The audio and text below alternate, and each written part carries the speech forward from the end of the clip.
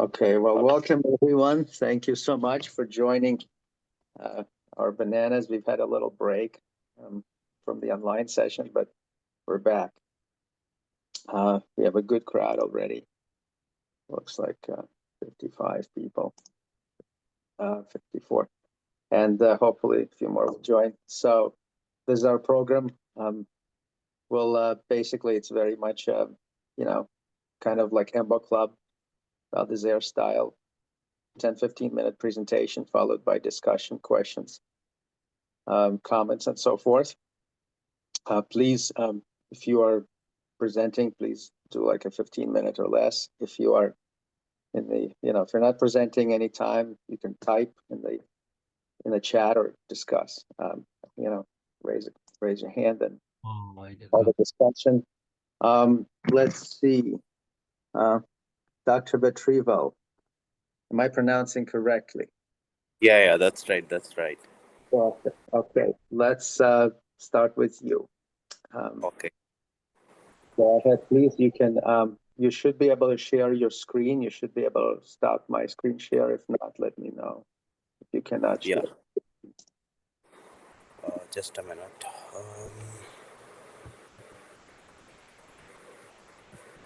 Okay, Can I see my screen now?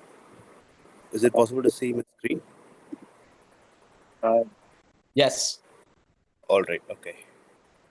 Thank you so much for this opportunity. So, basically, I'm from this part of the India. This is in the south, a few kilometers away from the Chennai city. Just to know, because this is the first time, just want to know where I'm in this part of the world.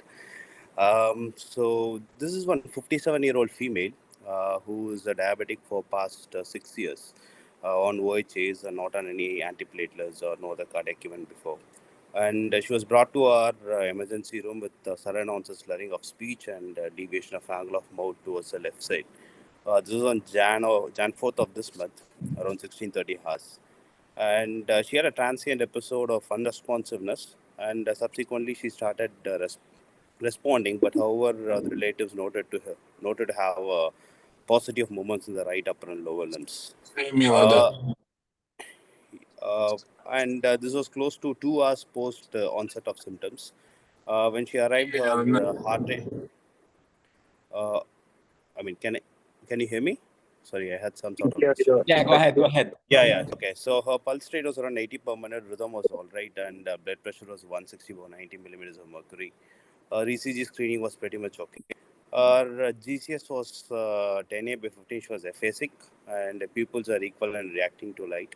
She had a right human facial palsy, and power was almost 0 in the right upper and lower limbs. Her NHS score was 16. So this is the basal CT which we did initially from the ER. You can see the screens which showed a hyperdense left MCA and almost aspect 10 CT. So you can see the hyperdense MCA on the left side. So we went ahead with the CT angio in the same sitting.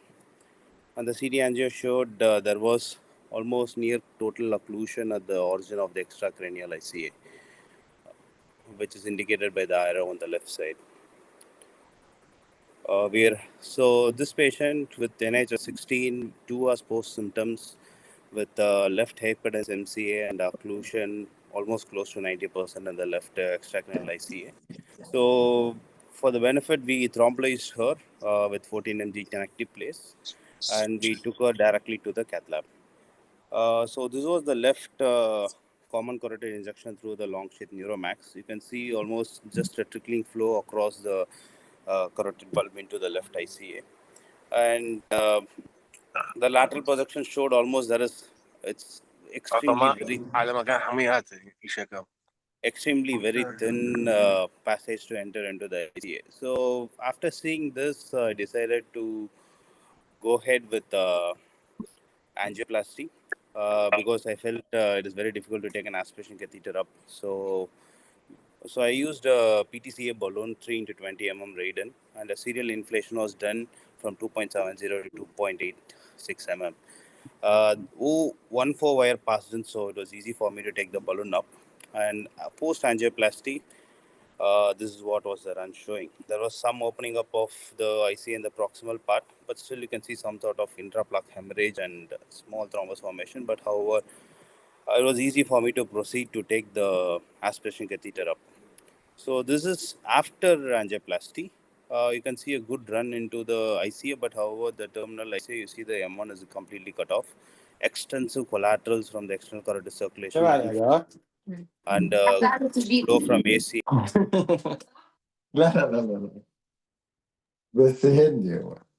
Everyone, please mute yourself. Everyone, please mute. Okay, I can mute all, and then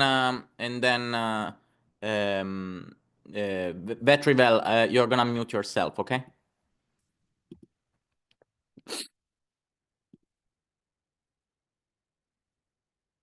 Go ahead. Vetrivel, you're still muted. Sorry. Unmute yourself, please.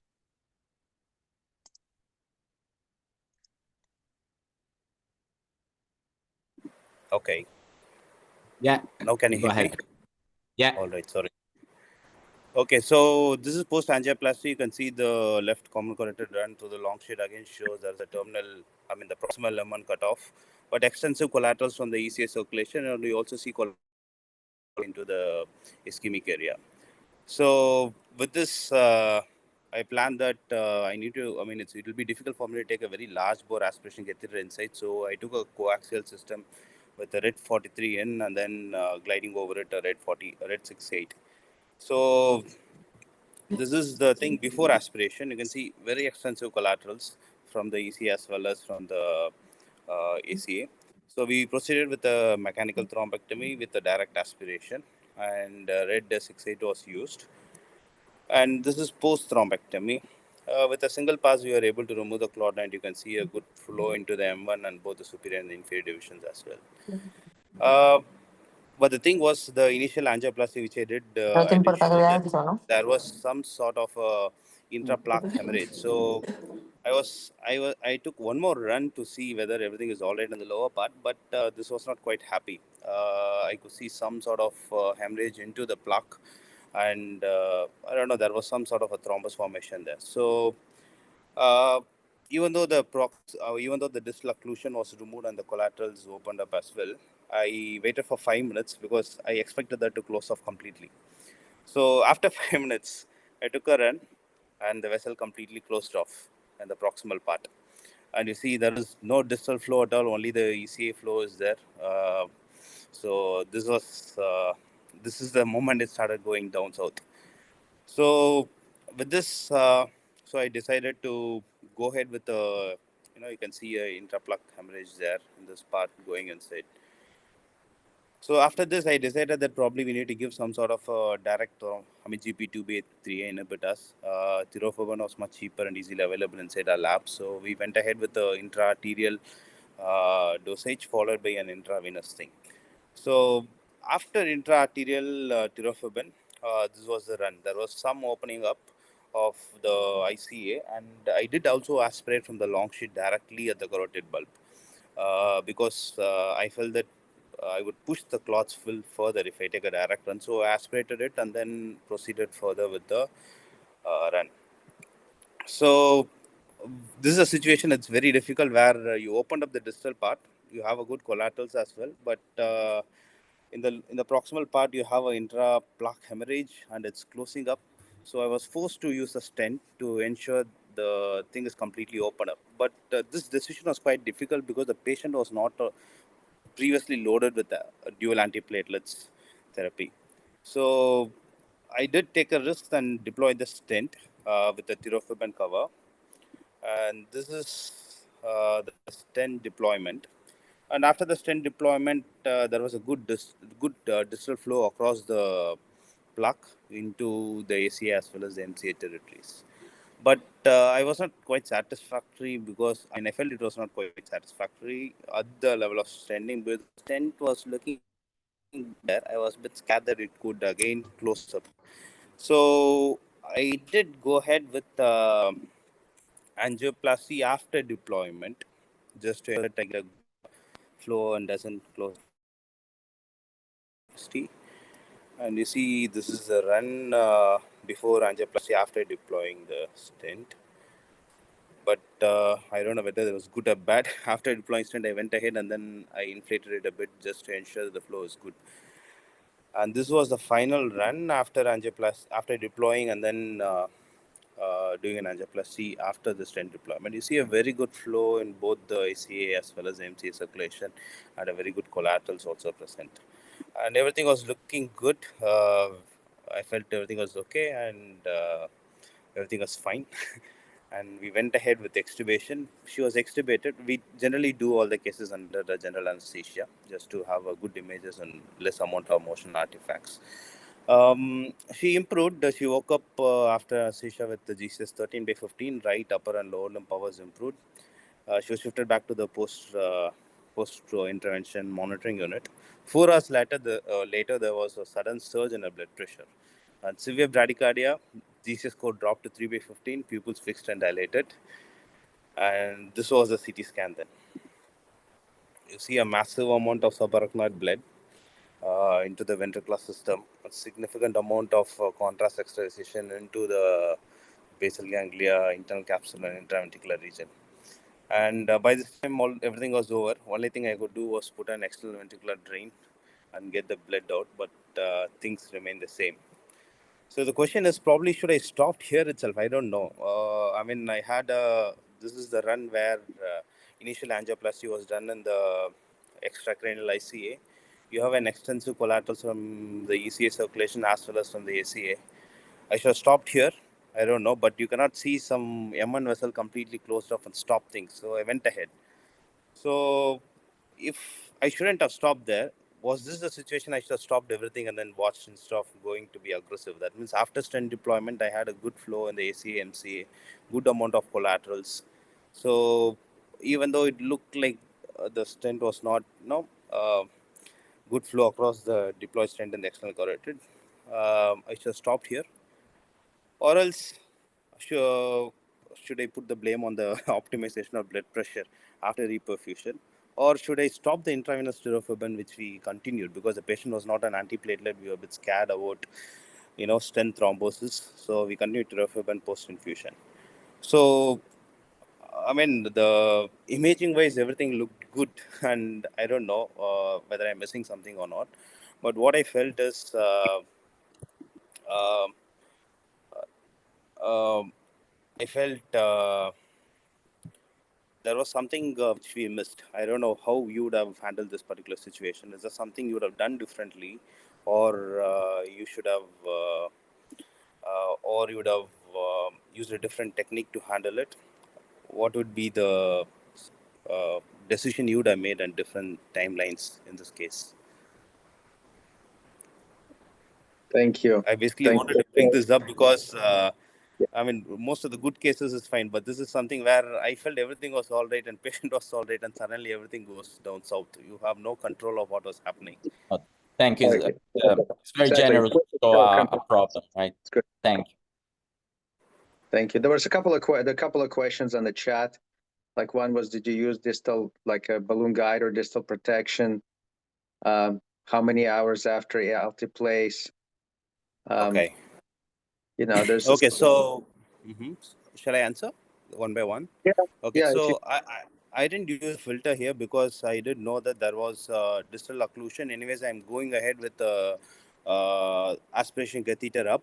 So this was a situation I didn't use a filter up. So no distal protection device was used when I did an angioplasty. Second is I did not use altiplace. We used tenectic place because tenectic place is single bolus injection. It's very easy to administer. If you use an altiplace, you have to give an initial loading dose and then proceed with infusion. So that is second question. And third is we proceeded directly from the CT room to the cath lab. There was no time delay. It's just probably a 20-30 minutes delay, I would say, from thrombolysis to thrombectomy. Circle of Willis looked competent, right? ICAV runs should have been informative, of course. Yes, definitely. Yes, I should have taken an other side run as well. But when I felt that patient is having an NHS 16 and symptomatic on the side of occlusion, and you literally see the vessel is being closed, so it means that patient is the tissue tissues at risk. So I went ahead with it. Yes, we targeted a map. The mean arterial pressure was targeted because we took her on on anesthesia. She was on Noran infusion so that we could control the blood pressure. We maintained that mean arterial pressure between 90 to 100 millimeters of mercury. We didn't push it above 90 millimeters of mercury. We could control over that. What is the other question? Did you administer heparin after IV thrombolysis? No, I mean the heparin, whatever was there in the infusions, which was going in the long sheath and the short sheath, that's the only heparin which we added. There was no additional bolus dose of heparin which was not given. I think that's a very important point. We recently in Val d'Isère, there was a discussion about that. I think avoiding a bolus of heparin in this case is something that proved to be better, and so I think it's an important point to state out loud that you didn't give heparin. Yeah, but we didn't give heparin. But the thing is, see, most of the infusions, I mean, I was trained that way in Italy, so I always put heparin in the infusions with whatever is going in the long sheet and the short sheet. But additional bolus dose, I don't give it unless otherwise it was needed. I mean, generally we don't give additional bolus dose. Only thing is, she was not an. There was a job done by the guys in the Netherlands, so all the Mr. Clean group, and they showed that whatever kind of heparin is given, the more heparin you give, the more there's bleeding, which means, of course, no bolus, but giving heparin as standard. What you said, no more than regular, should not be done. They proved it. Saved the data, and they shown that the usual intake of heparin that is put in a saline should not be done. Oh, so you say that there is no need for the infusions to be heparinized. I don't say it. The guys from Netherlands that did Netherlands made it, okay. Showed that the more there's heparin, the more there's bleeding. So remove all heparin. Okay. But how do you see? I mean, like you're putting a metal insert on a patient where there is no antiplatelet, and you're taking 2 large bore catheters. Will you be comfortable in taking all the sheaths without heparin? But we didn't double the ACT. I mean, we didn't double the ACT like what cardiologists do, but we maintained a standard thing. I don't check ACTs also during the cases. There are 2 things, heparin and antiplatelets. If we're talking about heparin, the data today say no heparin at all. Concerning antiplatelets, probably we're going to debate whether aspirin alone or aspirin is anti-GP2B3A. That's evidence, yeah. Okay. Now, one thing I didn't understand, did you recanalize the M1 or it opened by itself? No, I recanalized it. I did show you an aspiration catheter aspirating the clot. Okay, all right, good. Yeah. And did you do a CAT scan after the procedure? David Altshuler was mentioning a Dyna CT. But even without that, okay, did you do a CT after? We do an expert CT. I mean, in this mission, it's called as expert CT, but it's a very old Philips Allura mission. The quality of the CT is not that good, but we did see some sort of extravasation of contrast in the globus pallidus and the putamen region, but no intraventricular blood in the immediate thing. But the quality of the mission CT is very bad. So, but we usually do a CT after 6 hours after the procedure, electively, with a normal machine. But this deterioration happened just prior to that. Yeah. And happened despite the low blood pressure that you maintained afterwards, correct? That's true, yeah. So, I mean, like my question is, do you consider the volume of brain parenchyma? Do you see that this kind of reperfusion injuries happens more in patients with atrophied brain? I mean, just a hypothesis or something I'm asking you. I don't know. I mean, we struggle. I mean, this is like a kind of a typical case of hemorrhage where, to me, like the heparin point is very important. But aside from that, I would think most people would have done what you did, which is stented this artery. I appreciate that, like as Sophia, like others have shown, Maidan is saying that If you have great collaterals, if you have great circle of Willis, you could just close it, Okay. close the Okay. carotid. But realistically, right now, most people are not doing that, right? Yeah. Even though the collaterals are quite sufficient. We like to keep the artery patent. Yeah, exactly. The hemorrhage is exactly where you would expect. You have an M1 occlusion with very good collaterals. So the basal ganglia dies if the perforators are distal to the occlusion because it doesn't have good collaterals, and that's usually the site of hemorrhagic transformation, which is what you experience. Yeah. Aside from we don't have data to say which one is better. Yeah. When you have a good circle of Willis, we have data to say that heparin is bad, especially if you have TNK on board. And our experience, I don't know if others feel the same, but TNK is strong. I think it's more efficacious than Altiplase, Yeah. but I don't think there's a free lunch. I think strong means strong, on both ends. So something else to be considered. David Alchol, so the Picasso trial will randomize these after recanalization between stenting and no stenting. Is that what it's doing? Yeah, I believe the Picasso trial is it's evaluating medical therapy versus acute stenting for tandem lesions. Carotid plus M1 or carotid plus ICA, distal ICA. Okay. Sophia, you want to unmute yourself and say what you want to say? Oh, just so I'm in the Picasso trial. So basically, it doesn't, the two arms would be that you immediately do something about the proximal carotid by way of a stent, or you don't. They don't necessarily prevent the interventionalist from doing any angioplasty just to enable the access to the tandem distal intracranial lesion. So you can, in either arm, do the angioplasty. The question mark would be upfront in the same thrombectomy procedure, stenting or not stenting. And then if you're randomized to the stenting arm, then there's another stratification about the different types of medication. You stratify to IV antiplatelets or PO medicines. Yeah, just about that.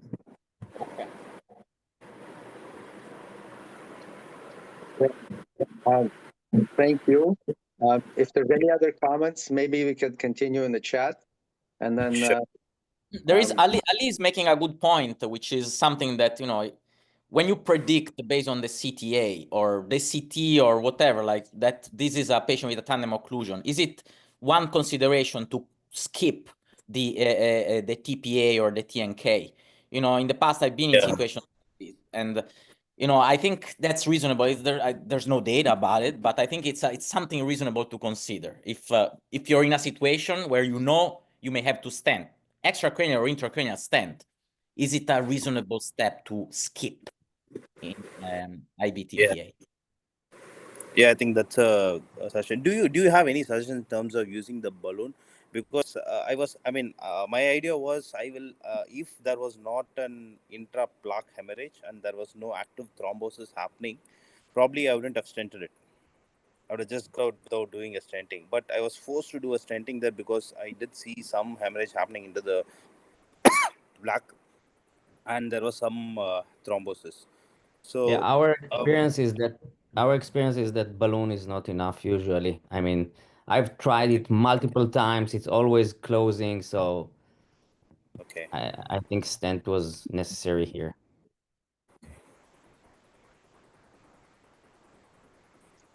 All right. Thank you. Thanks a lot. Good discussion. Thank you. Okay. Aiman, I think you're up next. Dr. Maidan. Thank you. Hello. Thank you for letting me be here today.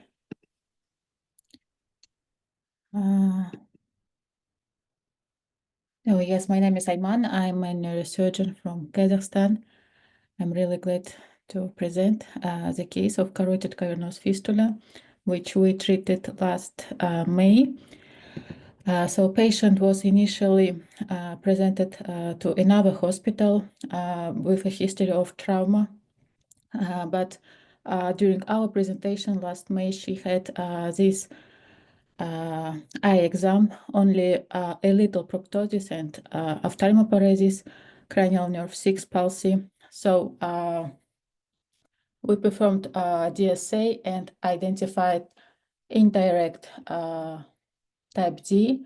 We can discuss this point later of barrel classification. The supply was from hypophyseal tract and external carotid artery and retrograde flow from the cavernous sinus. So left internal carotid artery runs as seen here. We can identify the hypophyseal trunk and external carotid artery. I try to yes, make it educative and representative as much as possible. We can see that MMA has a supply and maybe some branches from ascending pharyngeal, and an anterior view also provides information. And there was no like direct supply from right ICA. So regarding the strategy, we decided to first start external carotid artery embolization, then make a femoral vein access and put the guide catheter to jugular vein and make transvenous embolization via ophthalmic vein due to lack of petrosal sinus visualization. So after we occluded MMA and IMAX with Onyx, and here's our approach. That was our microcatheter, but because I try to see it in IDV, I don't have a radiant currently. I could not amplify the way of microcatheter, so I try to illustrate it like to see it more. And so we went from fascial vein to angular vein and to ophthalmic vein, and all from the right side. So control angio was looked pretty normal, but after the embolization, patient developed these symptoms, and it was May. So May in Kazakhstan has like Victory Day and Military Day, so we could not perform operation again. So we tried to make as much as possible with heparin and conservative treatment. We also did MRI, but it was not that informative. And like on the 7th day after that operation, we did finally control angio, which showed this picture with concrete signs of recanalization. And the decision was made to make operation again because few symptoms. But this time, the access from the right we used before was not visible. So we went from the left side and did like a simultaneous coiling and onyx embolization. But I don't know how much exactly it happens with in your experience, but it was my first experience of a systole episode. I mean, we are ready for that when doing stenting, but I don't know. It was quite shocking, but it was only like 5 seconds, and it was immediately gone after that, after we treated. After that, patient did well, and her recent image she sent me last week is like that. So can we go to my questions? Or should Aiman, thank you. Okay, so the questions, why didn't it work the second time? Yes. The first time, the first onyx treatment, the transarterial one, was done at your place or somewhere else? Yes, we did it. Like IMAX and MMA, we did it also. I mean, she said that she was treated by another doctor, but she didn't present any angios, anything. So Gotcha. Okay. I mean, one of the comments here is like, how useful is this, right? Versus dangerous as well.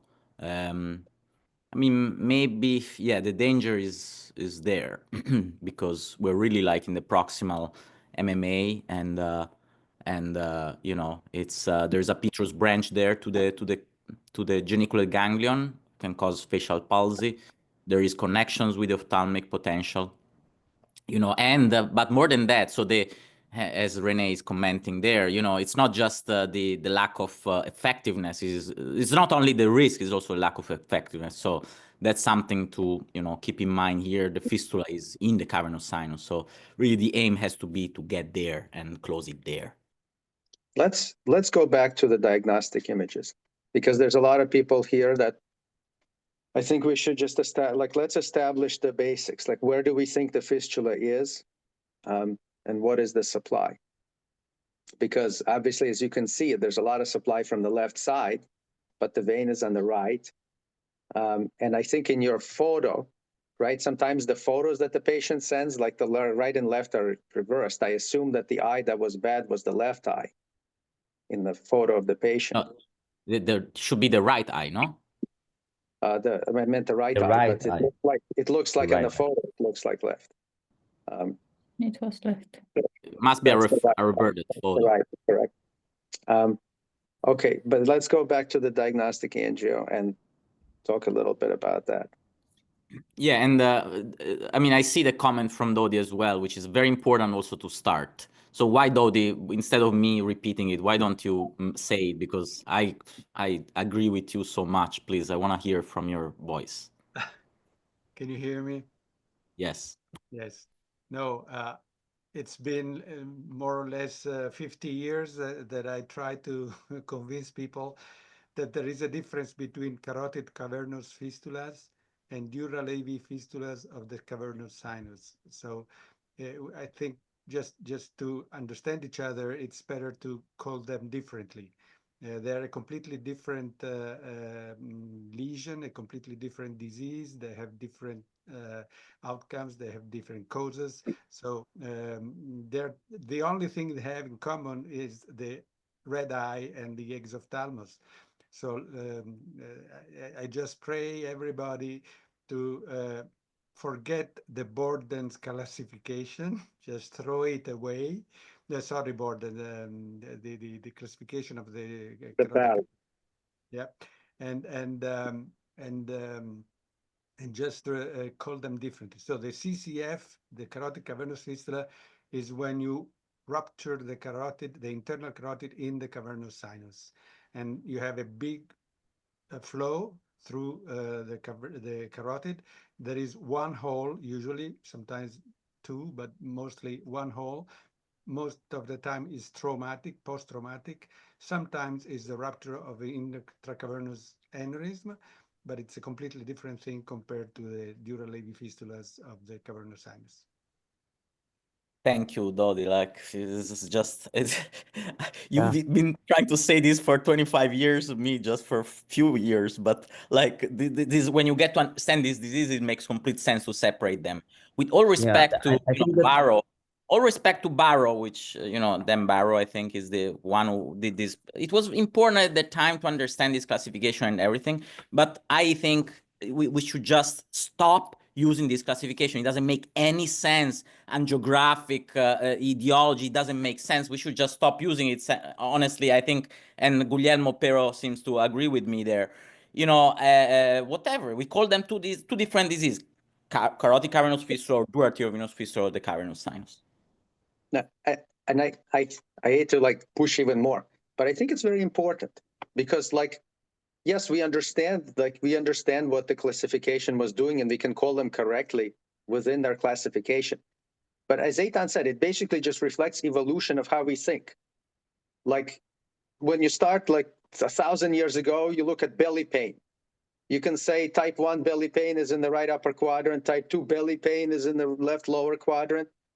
But as we understand more, like this, when you understand where the seat of disease is, you realize that like one is appendicitis, and you're calling it based on where the problem is in the appendix, right?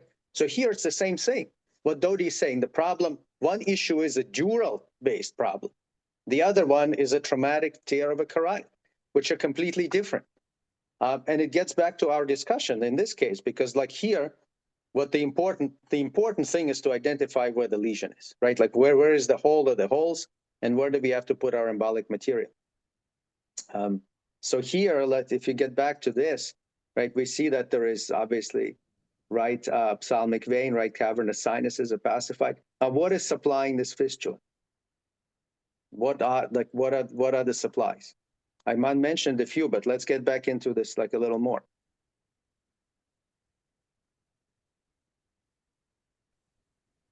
So you the MHD. main supply was external carotid artery from the left.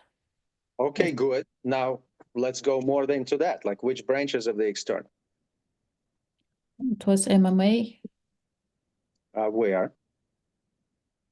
obvious. Okay, well, let's talk about that. Is this MMA? What artery is that?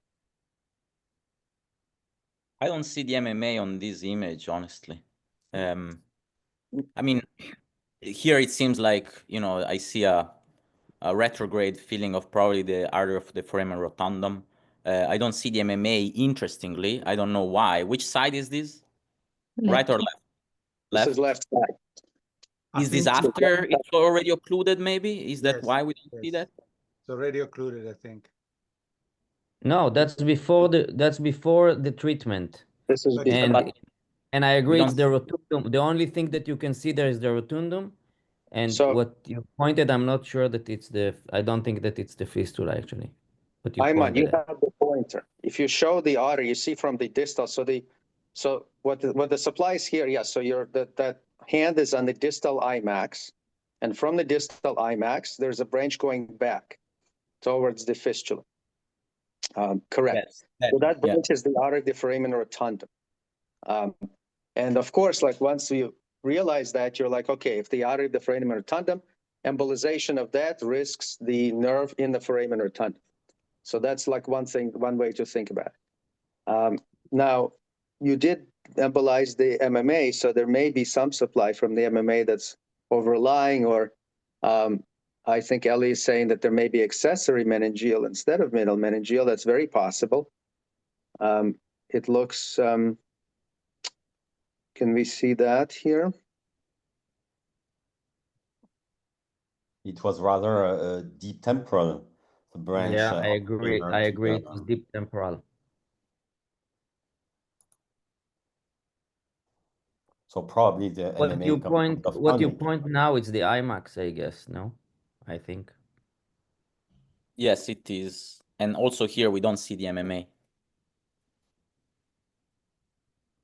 The AMA is a frequent contributor.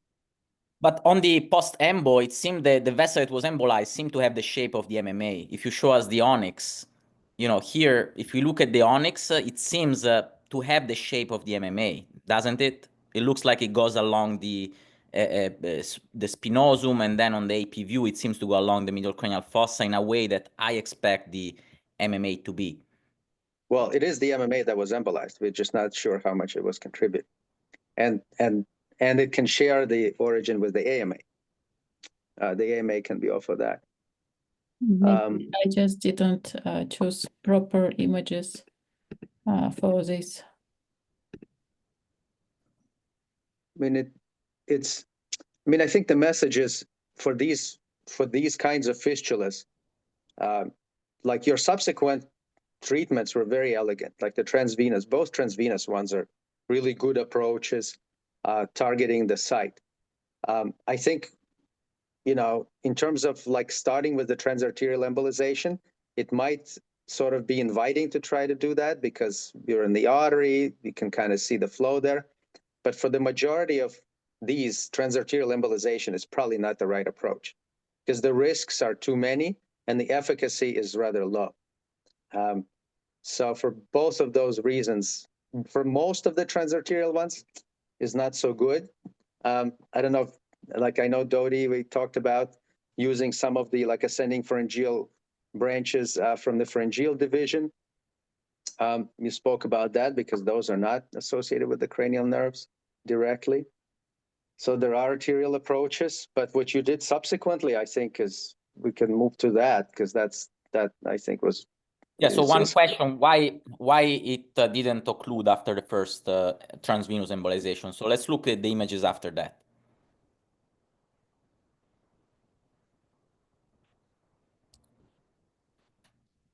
The control images. After the transvenous facial vein, angular vein. Okay, so here we see a little residual, right? There is a little filling of the vein and the ophthalmic vein as well. But is this after the second embo, the second transvenous embo? Yeah, or is this because you see the coil, in the venous sac. So yes, this is after the transvenous facial vein embolization. The first one. The first transvenous, yes. They did too. Yeah. Aiman, this is after the first one, correct? Yes, after the first one. After we did first arterial embolization and then we did venous. So here you see a little residual. So the question is this a residual that will lead to occlusion, or this is a residual that leads to recurrence? You know, it's sort of like sometimes you have to make a judgment call. You know, what's the judgment call here? You know, here, based on what I see, my judgment call here is that this is not enough. But, you know, again, I'm lucky because you told us that it was not enough, right? What other people think? Like on these images post, would you like consider, would you be like optimistic and say, oh, this will close, or you would keep going? You know, it really depends on the run, Eitan, as we sometimes we see that it's a very slow, kind of very slow leak. We tend to say we should not see any leak. That's what we usually try to. But from time to time, if the leak is very, very slow and you have no more approach, you can try it and see if it works. So from these two images, it's tough to say. But yes, I agree. There's a leak. There is a leak. Guglielmo, you can talk. I mean, you can unmute yourself. That's another interesting, you know, idea. Like, could it be that, you know, you want to mention it or you want me to say, Guglielmo? Hi, everybody. But yes, because if the fistula was on the right side, I think we should see some feeders from the right side. We don't see any feeder from the right side, not before, not after the first embolization. So I think the fistula is on the left side part of the intercavernous sinus. So what we see there since the beginning is the vein, not a feeder. And it's explaining. You're saying that horizontal vessel along the clivus is a vein and not an artery. That's what you're saying. Exactly. And it is good for even considering the recurrence of on the left eye. So the fistula is on the left side. Oh, it's on the right eye, Guglielmo. That was an inverted image. Oh, okay, sorry. No, she said it was the left, Eitan. Aiman, is that correct? When it was the real left eye. It's the left eye that was, yes. Right? Yes, left eye. Yes, in this image, you can see that probably the point of fistula, if you see on the right side, is just near to the left internal carotid artery, probably. And the horizontal part is a vein, I think so. So just to be clear, when the patient, you showed a picture of a patient with like a really bad eye, that eye is the left eye. Yes. And that happened after the first transvenous embolization. Yeah. Okay, so then, yes. That would very much support the point that the fistula is on the left. Yes. Yeah. Which we now think that the main reason was transarterial embolization, right? No, no. The main reason is that the first transvenous treatment did not close the site of the fistula. It closed the access of the fistula to the right eye. So the right eye is now protected because the right ophthalmic vein is now excluded, even though the hypothesis is that at the end of the first transvenous treatment, you had there was still a little bit of a leak, like into the superior ophthalmic vein on the right.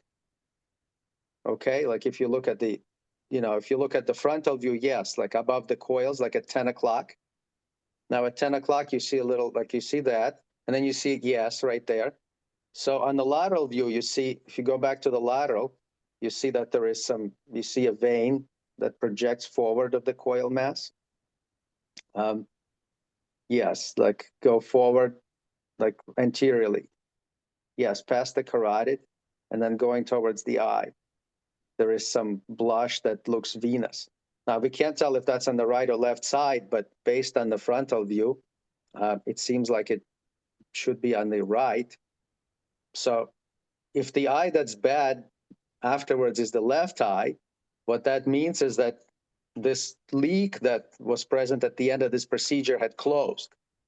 But the fistula being on the left side now has access to the left superior ophthalmic vein or just left orbital veins. Now let's go, do you have a picture of the angiogram before the second venous treatment? Okay, so the problem with this picture is that the vein that's filling is the right vein, not the left. So if that's the case, then this becomes a different story. Then the eye that's bad is the right eye.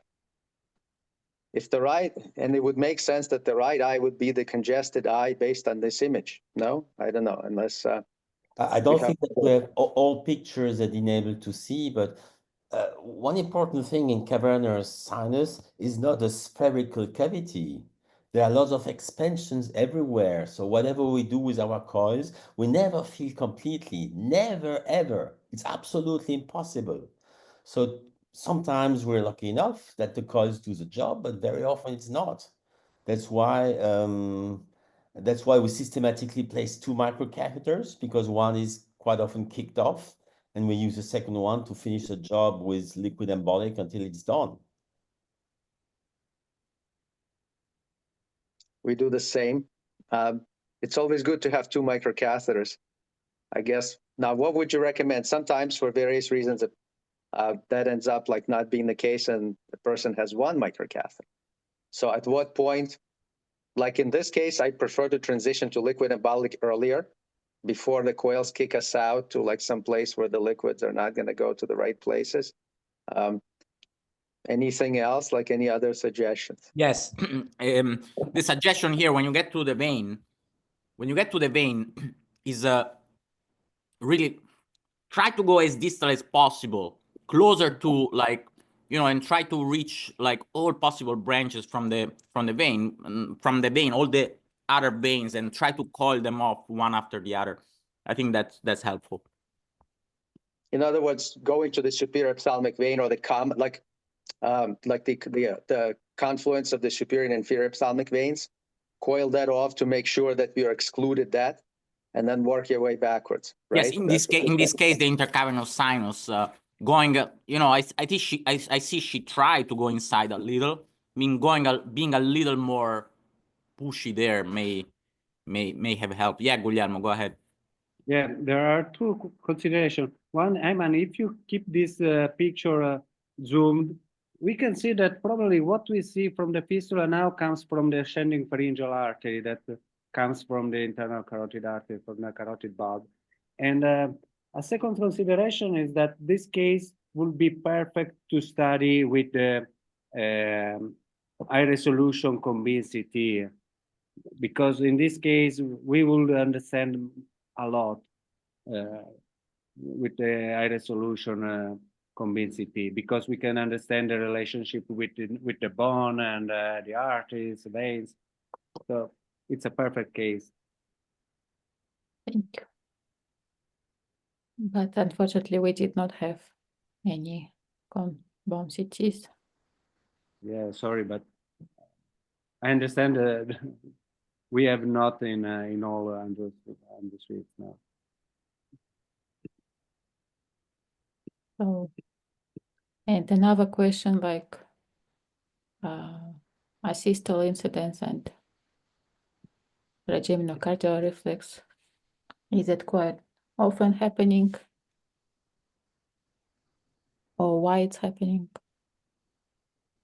Anybody wants to answer the question? It's frequent with onyx injection, but with the coils, I don't know. Now, with Onyx, we have it every week or every 2 weeks. It keeps our anesthetists awake, and as soon as we stop injection of the MSO, we got a return to baseline without a couple of seconds. So that's something which I mean, when we know that we're at the skull base, we already prevent by giving some atropine, but we just withhold to inject for a few seconds, and that's all. It has no consequence up to now. Just a historical point. This happened also when we used detachable balloons for CCF, real carotid cavernous fistula. When we occluded those and we were in cavernous sinus, inflating the balloon would stimulate the same kind of reflex. So yes, it's something that we've been knowing for a long time.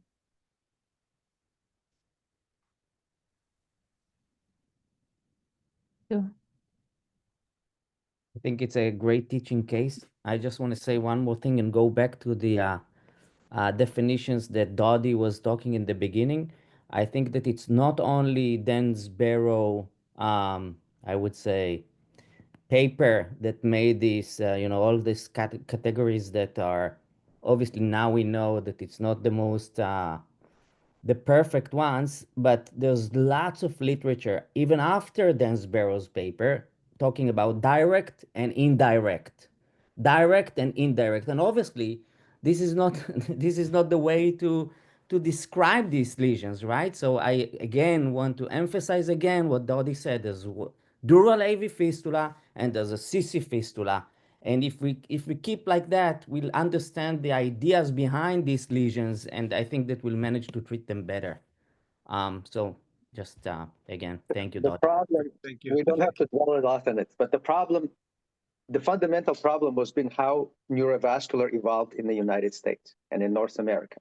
And the disconnect that had existed between the French school and the school in Europe and what developed here in parallel to what had already been. And I think a lot of finally people are trying to sort of come together but this is just this is how things evolve when one side doesn't talk to the other. And we're still living through that. Aiman, this is a great case. There's a lot of teaching points. We got into a lot of advanced stuff, and we thank you for showing it. Because there's I think a lot of discussion was really outstanding. Thanks for presenting. If there's anything else on the chat, we can keep going. Okay, next, who wants to go next? I know if anybody's around, just volunteer yourself. I can go if it's okay. Yes, please.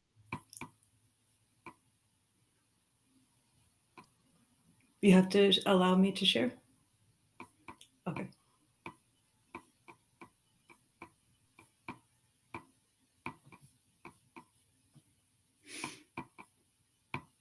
Okay, you can see my slides, right? Yes, go ahead. Okay. Okay. So this is a 69-year-old gentleman who presented initially in February 2023 with encephalopathy. He was aphasic. He had many medical issues at that time. He already knew he had renal failure. It became the point that dialysis was started. Many other medical issues. And so after treating those medical issues, he kind of improved. But in the workup, because he presented as such, they did some imaging, CT, CTA, that we do kind of routinely for our stroke alerts. And they found that there was this abnormal vascularity without being more specific on the initial imaging, which in retrospect, going back to, sorry, that is a typo, it should have been March 2018. It was actually present, but had not been called out as such. So anyway, then this is the imaging. This is from February of 2023 when he presented with that encephalopathy. And so to the extent that you have this incomplete kind of spatial resolution on CTA, there was this dilated vein in the temporal lobe.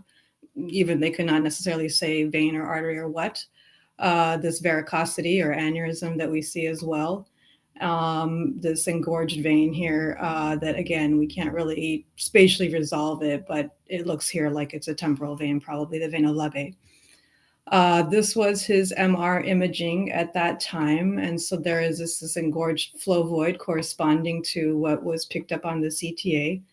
On the source images, we can see vessels here. What they are, cannot say until we get better imaging. And then this is the reconstructed MRA, and it looks like we can sort of start to make out what could be the meningeal artery and that dilated temporal vein. So his MRI, just to quickly show you in CT, he's got a bit of frontal atrophy out of proportion to his age, not too much parenchymal disease.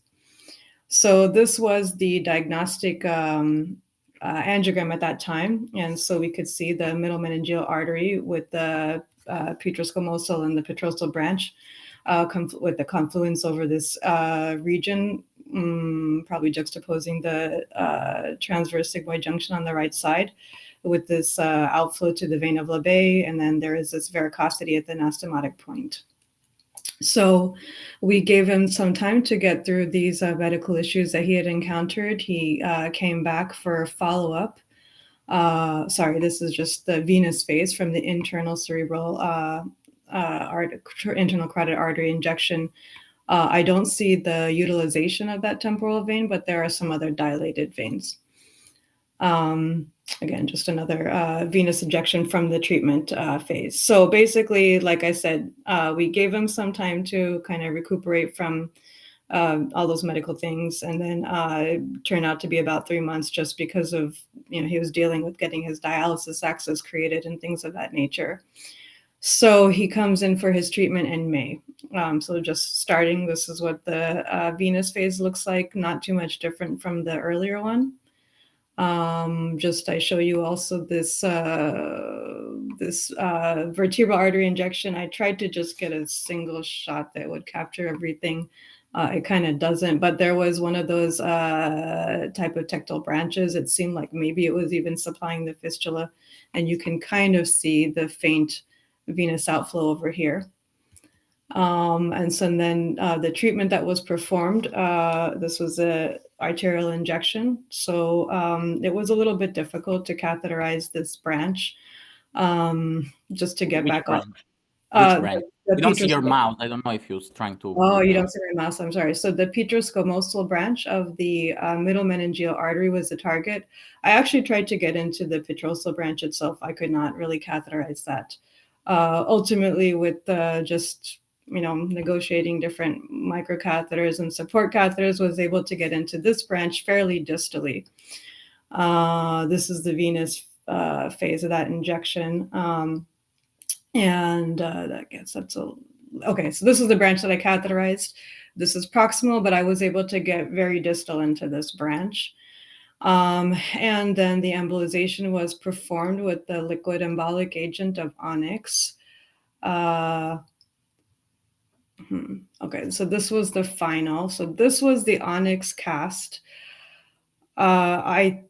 It looked okay. I mean, I had some onyx in the foot plate of the vein.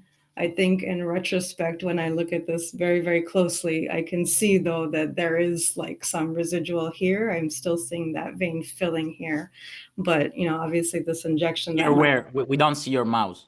Okay, so on the, I don't know why you don't see the mouse, but on the right-sided square, right side of the screen you're looking at, if you can see the shadow of the liquid embolic cast, and there's a slightly wider color that's probably a subtraction mask. And so just if you continue to follow that subtraction mask to what would be maybe the 10 o'clock, 11 o'clock position, I'm seeing contrast here. I see. It's a contrast from an earlier injection that's now showing up as white. So I think the subtraction, the subtraction mask is the earlier injection, but what it's telling me is that now when I'm looking at that 11 o'clock position and there is actual contrast, probably the vein is still filling. Not necessarily, doesn't tell you necessarily that it's filling from the fistula. This image, I mean, you have more images obviously, but let's say now a brain vein drains there. That's that could be the reason why there is forward flow. I don't know, but that's another possibility based on the. It can be the reason, like what you just said, from the external carotid injection without reflux. No, here you have contrast stagnating in there from the prior injection, right? Yeah. And that contrast is moving forward. Why is that moving forward?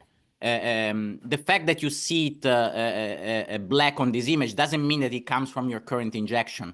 It could be that it's the contrast previously there that is moving, and now if it's moving, it's gonna look black no matter what injection you're doing now.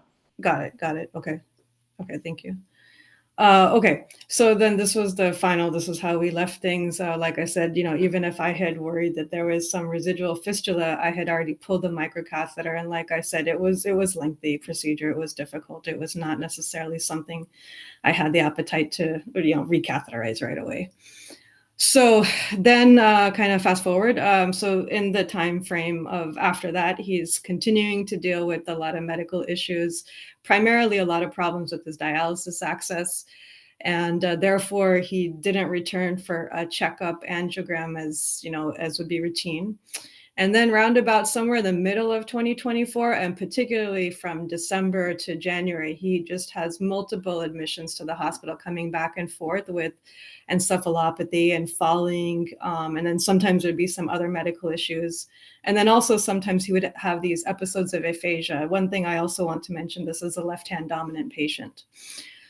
So then in January 14th, he comes back with, again, same thing. And this time his aphasia, usually when he would have these episodes, it would sort of resolve in a day or so. But this time it just doesn't resolve. And so this is the angiogram that I see. I'm showing you first the internal carotid artery injection, because what I want to point out is that it does look like the brain is starting to use that vein. And I'm sorry you don't see my pointer, but directly in the middle of the screen, I'll play it again. You can see the thinned out vein of Labbe that had been engorged earlier when we were showing the external carotid artery injections. But previously, I didn't see the internal carotid artery injections using that vein. I don't follow this vein on this injection all the way out to its outflow and the dural sinus, but I do see at least the proximal aspect of the vein. And I'll linger here if, since you can't see my mouse, if you need me to keep showing it, or should I just go forward? Let's keep going. We see the Labbe. Okay, so this is just another venous injection from the ICA. And then this is the ECA injection. So the petrosquamosal branch in which I had previously embolized, it's not as fat as it was before. None of the branches are as fat.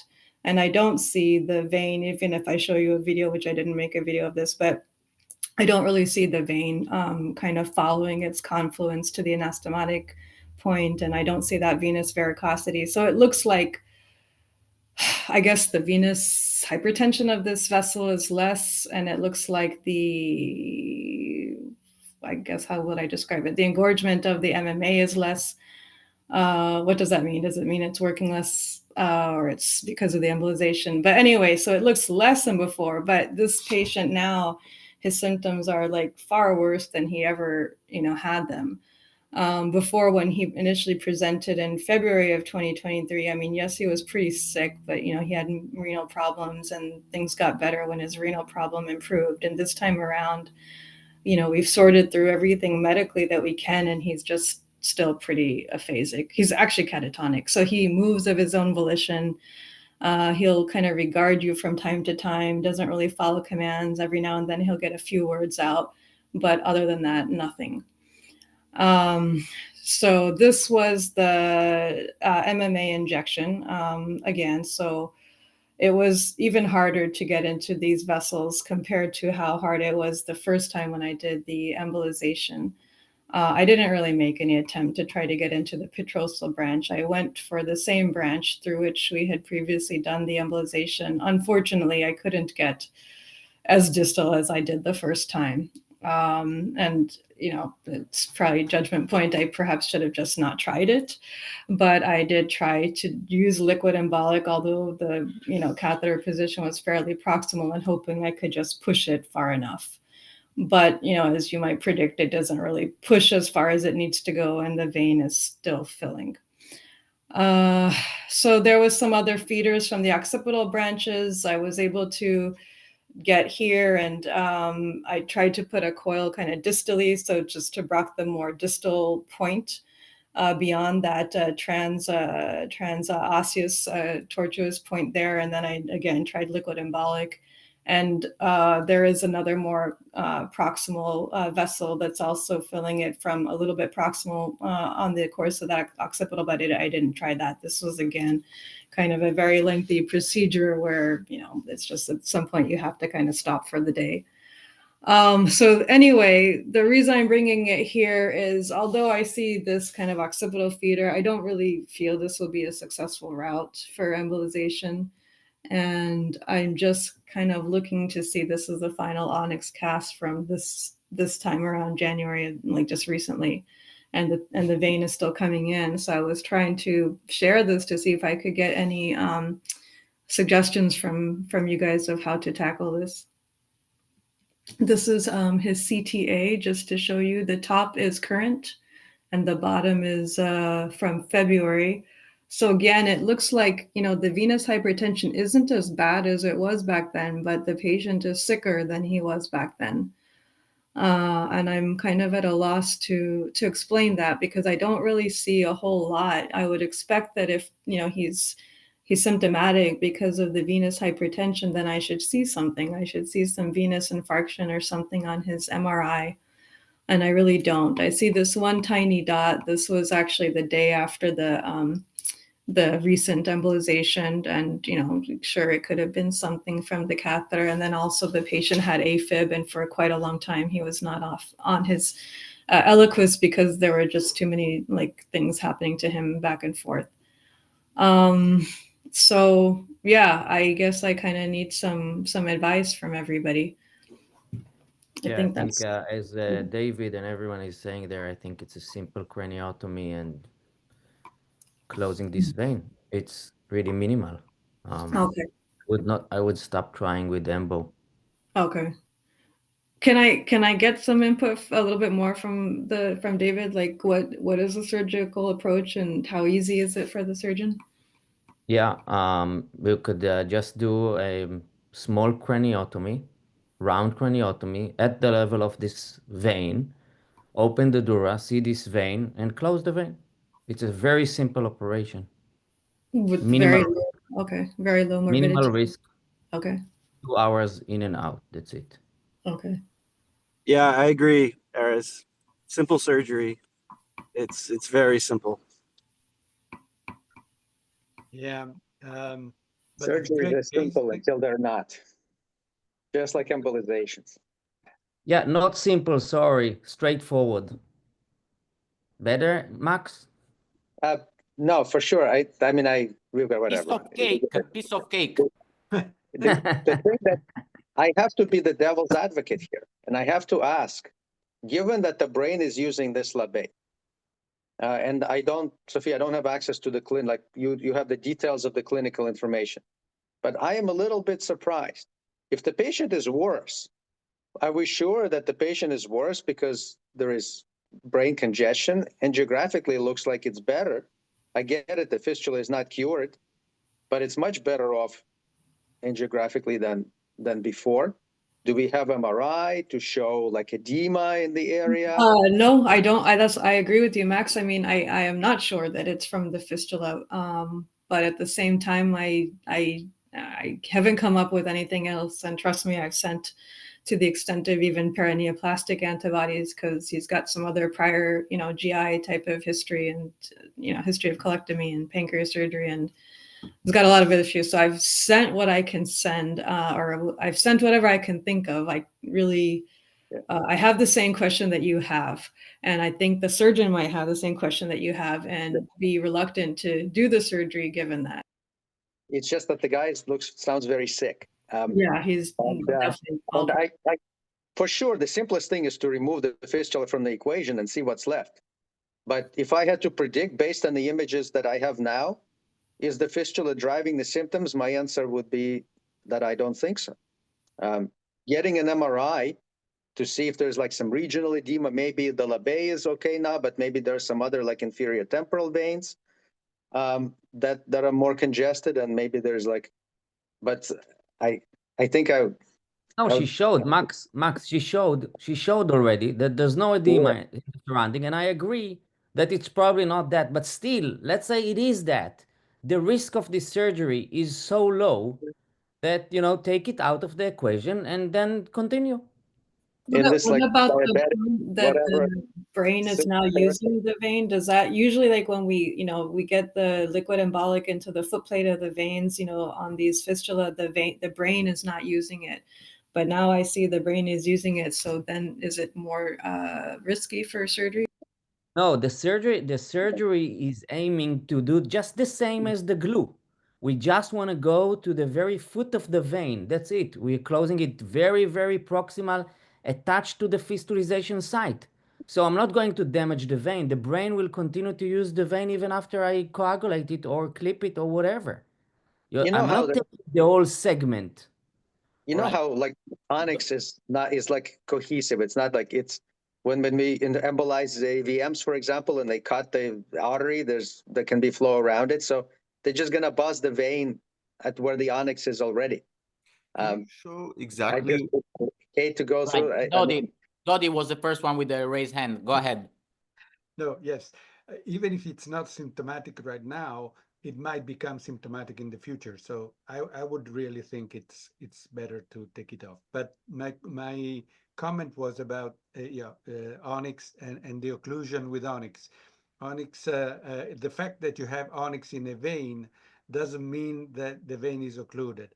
As we know, it's just laminating on the vessel wall, and you really have to fill it with onyx in order to occlude it. And that's why, and you know it, and I'm sorry for, but I'm saying this because we in Europe, we also have fill, which I think you don't have in the US. And with fill, it's completely different thing because it really occludes immediately once it's inside the vessel. It just is in the middle of it, in the lumen, and you need much less fill to occlude the vessel compared to onyx. That was my comment. Okay, Rene, Rene next. Yes, I think you've been doing a good job. You found a way to get inside that difficult meningeal branch. You went up to the origin of the vein. You embolized the vein, and everything looks good or looked good. So in fact, the issue here, and I've been seeing this many other times, is that you did not have another arterial approach, I presume, to check all other feeders getting to the dural fistula. And if you would have had, you would have seen that it was still patent from somewhere else, and you would have been continuing. Otherwise, from your guiding, you just saw that everything was done, and that's why you stopped. And probably only 2.5 drops more would have finished the job. So first thing here, as in, I think in all dual fistulae, we usually have 2 arterial approaches. One, if we do a transarterial approach, one for the access, the other one to check all other arteries before to stop. The other point is when you retreated him, the retromastoidal branch is a good access, but not with a single catheter. It will never do the job. You just occlude the occipital. The only way to do it is to pressure cook. So take two catheters. By the way, the catheter you use in the occipital was larger than the marathon. I don't know what it was, but it was a scepter actually. So I kind of tried to do the yeah. thing you said by inflating the balloon of the scepter, and I had the distal coil and trying to. But I don't think it works either. So I think the best that works here is to take a combination of two marathon, bring one inside this retromastoidal branch. In the other one, just occlude the occipital, because anyways, the occipital is going to occlude it with concentrated glue, and then you've got a motorway up to the fistula, and you will cure it. But I think that now there are no good meningeal branches, and indeed, what RS said. But Luca said before, did we check again that posterior meningeal from the birth? That could be like, it could be that over time it even became a little larger. Could it be that that's a route? I did on the diagnostic angiogram, like the day prior to the recent embolization, he had full 6-vessel angio. The vert didn't look promising. I mean, the only other thing left would be slightly more proximal occipital branch. But if like the surgeons are saying that this is like 2-hour job, then that's probably the way to go. How about trans-sinus, occluded sinus approach? Is that something? I was curious about that. I was curious to hear what you guys think about that. So I mean, I would say the following: if surgery is not an option, then I would consider that, but I would probably prioritize the surgery. I mean, you have no flow inside the sinus here. So already, if the connection between Labbe and sinus is patent, usually it's quite tough to get to Labbe. So if it's not patent, I think surgery is better here. No way. Maybe you can go venous retrograde from the superior sagittal sinus. I don't remember exactly the anatomy, but if you take the vein that was draining the fistula before, you should get there anyway now, no? Oh wow, is this risky? I mean, these like paper thin cortical veins. Show us the vein. Show us the vein. Riskier than craniotomy for sure. Yeah, for sure. But yes, if you cannot do that, it might be a route. Yeah, the preponderance of opinion is to offer craniotomy, and hopefully this will help. It'll definitely remove the fistula from the equation. You'll see what you're left with. I mean, one criticism, pardon me, but you kind of made it yourself. Is like the second time when you bring her and you're that proximal. I think rather than inject there, it's better not to do anything. And a few reasons, because it could be that over time that becomes a tiny larger and the catheterization later on is going to be easier. But I would say almost for sure that you inject from there, you're not going to do much. So I would say probably better not do anything at that point. But yeah, I accept this criticism.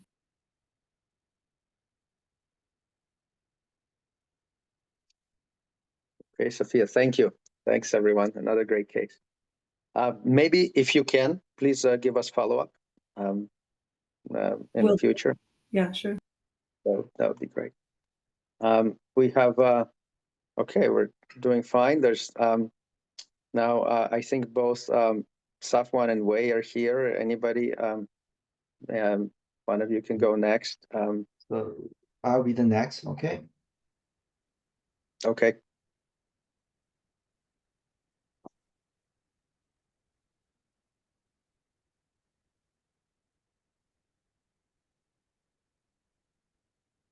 Okay. Okay, we can hear you. Thank you all. I'm very happy to join this session for the first time. And I'd like to share some of our work on the DAVF treatment. My talk today focused on the advantage of using a hybrid operating room for the DAVF treatment.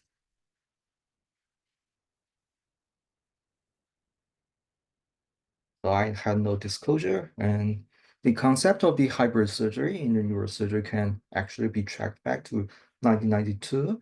And initially, its role was quite simple, the primary providing the intraoperative imaging. Now, our center established the first hybrid operating room in 2015, and now we have two fully equipped hybrid ORs. And over the past decades, we have performed nearly 100 of surgery of refractory DAVFs. And based on our experience, we categorize our use of hybrid OR into three main scenarios. The first one is the craniotomy-based craniotomy-based treatment. We use the hybrid technology to precisely localize the fistula and perform the surgical resection. And second is facilitating the endovascular access by creating a simplified interventional pathway through the craniotomy. It will create the access for embolization. The third one is combining the surgery and the interventional therapy for the definitive treatment in some complex cases. Here I will show you some cases. For the first scenario, we see this case is 35-year-old male hemorrhage in the left frontal lobe. And angiography showed a tiny fistula fed by the SIPA. And obviously, microsurgery is the best option for this patient. But how to localize the fistula is quite a problem if without the intraoperative imaging. Okay, you can see we use two paper clips to localize the fistula after the positioning. And under the neural navigation based on BOLD and DTI and intraoperative angiography, we found the fistula quite easily and we resected. This is the postoperative image here. We can show the obliteration of the fistula. This is a basic use of the hybrid technique, but provide a good example for the intraoperative localization. And the second scenario, where a hybrid operating room is particularly useful, is in creating a simplified embolization pathway.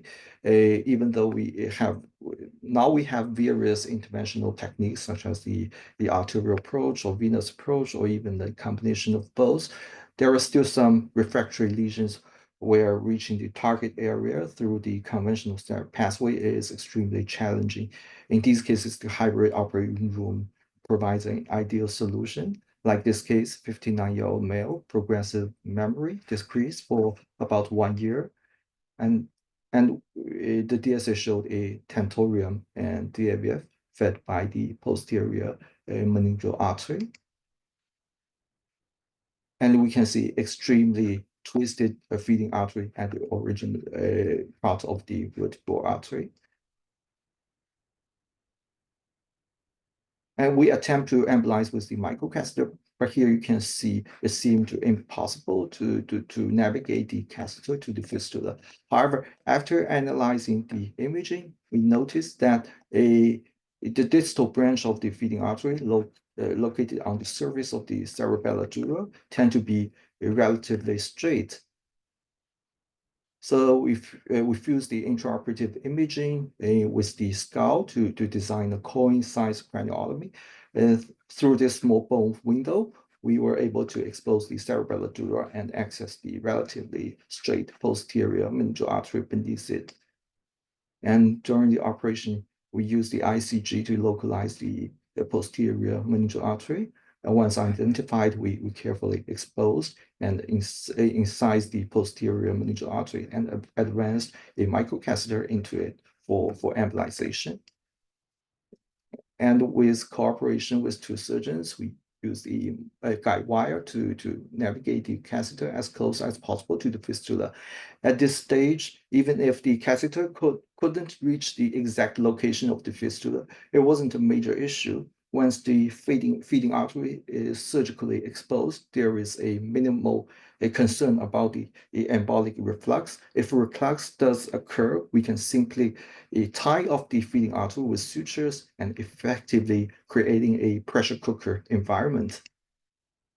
We patiently use the onyx to embolize the fistula, ensuring the controlled and thorough process. And in the end, we achieved a complete closure of the fistula. And this is the post-op, pre-op and post-op. You can see the fistula was eliminated. And sometimes an arterial approach is not suitable and a venous approach is required. However, venous pathway are often more tortuous, or in some cases, they might even not exist. In such scenarios, the hybrid operating room becomes almost the only viable solution, providing the versatility to overcome these challenges. Like this case, 39-year-old male, left eye conjunctival congestion, and we can see the DSA showed a left-sided cavernous sinus DAVF. And this patient had previously undergone 2 attempts at the venous access embolization at the other hospital, both aiming to open the IPS, but both attempts failed. As a result, the patient was transferred to our center for the further treatment. Since the previous doctor was highly experienced, we believe that attempting to reopen the IPS again would be futile. So we use a hybrid operating room. This operating room provides us with an excellent solution using a zygomatic approach. We directly expose the cavernous sinus, and under the DSA guidance, we puncture the cavernous sinus and advanced a catheter directly into it and for embolization. And we confirm the catheter position through a microcatheter angiography, and then proceed to deploy coils and inject onyx into cavernous sinus for the embolization. And using this approach, we successfully achieved a complete closure of the fistula. And this is the post-operative image. I show the fistula was eliminated. And post-operatively, the patient's left eye edema, left conjunctival edema improved significantly.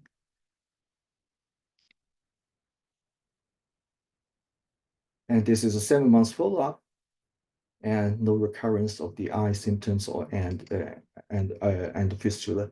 Here is another case. The patient presented with the proptosis and pulsatile tinnitus, and DSA also found the cavernous sinus DAVF as well. And although the patient IPS remained occluded, we observe a significantly dilated SOV, providing the venous drainage. Therefore, embolization via the SOV is an excellent approach. Although it might have been possible to establish access from the facial vein, but the sharp angle at the junction between the facial vein and the superior ophthalmic vein made this approach less favorable. And thanks to the hybrid operating room, we chose directly to puncture the SOV using an eyelid approach. And we located the SOV with the help of both Doppler ultrasound and DSA guidance. And after making a small incision, we insert a microcatheter into the vein and inject onyx, successfully embolizing the lesion with ease.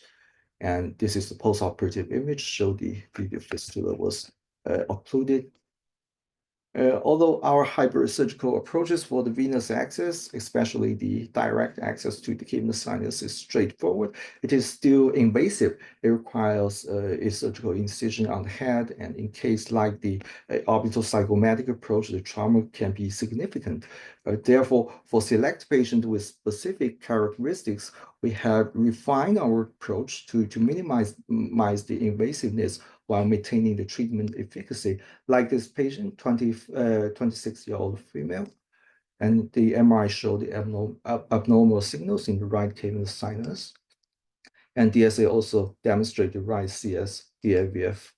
And although the local hospital had attempted twice to open the IPS without success, and we identified the SOV as a potential access route.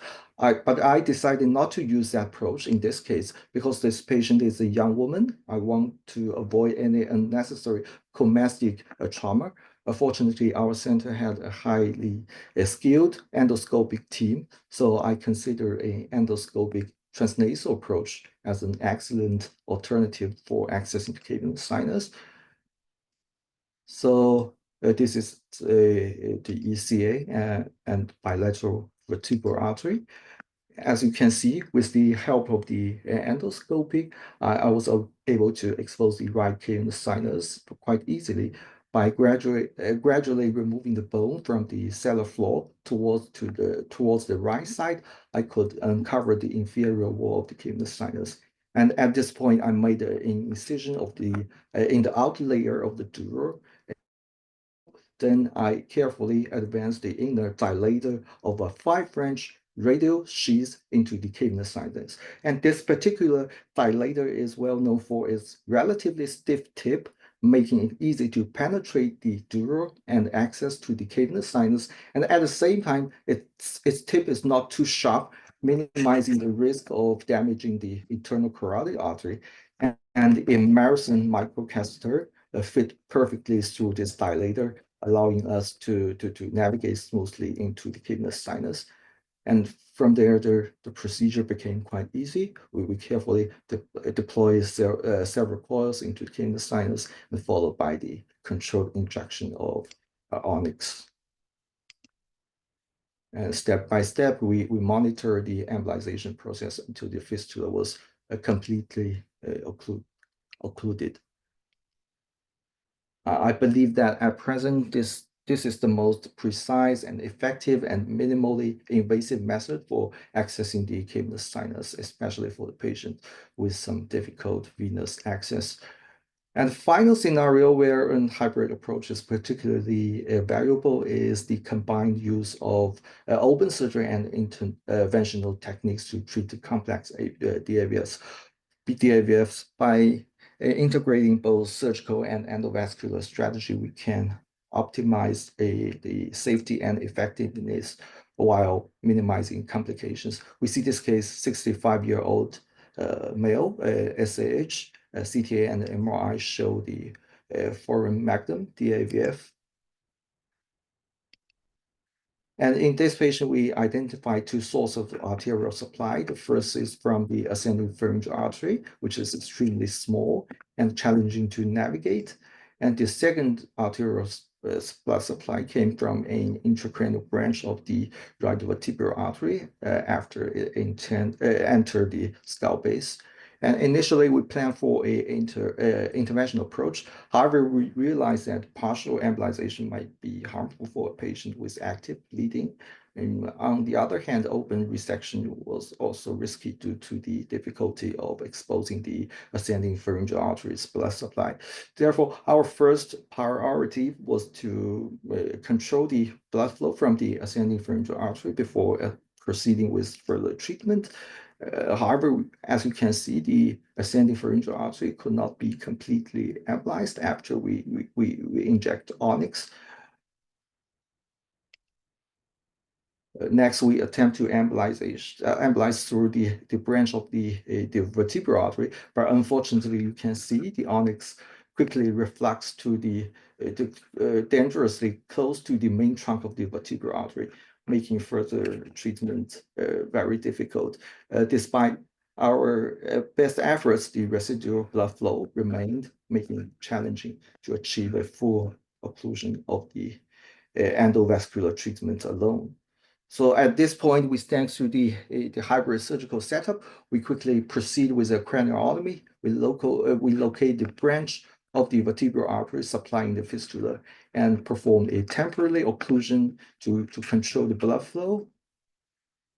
And then at this point, an intraoperative DSA showed after occluding this feeding artery, the DAVF disappeared, and the residual fistula's connection from the ascending pharyngeal artery had also resolved, confirming a successful treatment, maybe. So we proceed with the coagulation and cut the fistula, ensuring a complete obliteration. Upon the final DSA, we confirmed that the fistula had been entirely eliminated. Some take-home message: hybrid operating room expand the treatment options and also create a optimal embolization pathway using this method. And we also do some innovations like the endoscopic transnasal approach for the embolization. And the hybrid operating room definitely enhance the safety and efficacy. Oh, thank you. Thank you for your attention.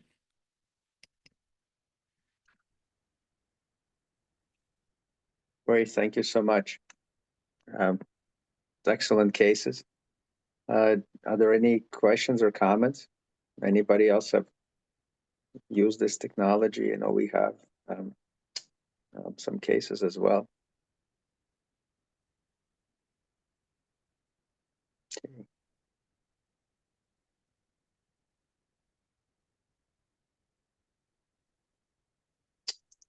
Any questions?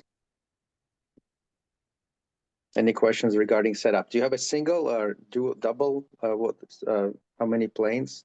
Biplane, single plane?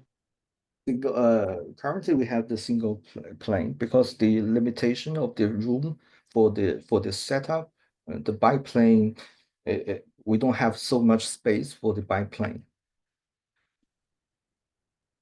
There's a question from Timur. How is closure for endoscopic approach, muscle flap? Like any comments on closure? Yes, we use the muscle flap and glue.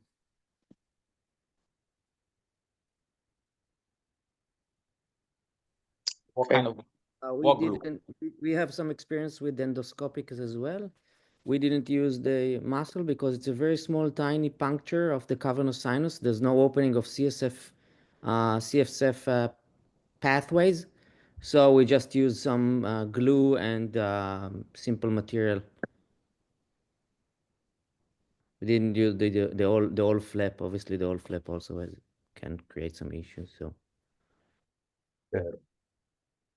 Yes, this is a great idea. Why we use the muscle? Because sometimes we are afraid of some residue of the fistula, so maybe it will be safer for us to use some muscle flap for the protection.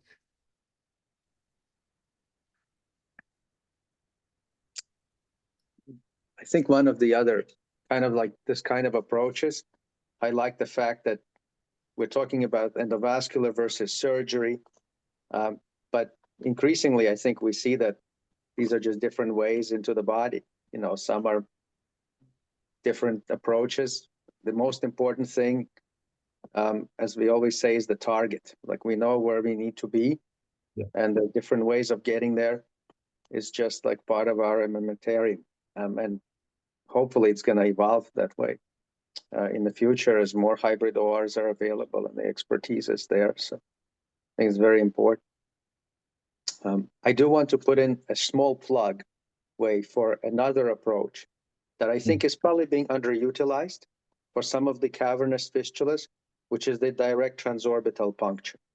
And so using a needle to go like usually underneath here, like infralateral, under the globe to access the anterior portion of the cavernous sinus or the confluence of the sinuses. We have a lot of cases on neuroangio. In the interest of time, I don't want to get into that, but I think something else to explore.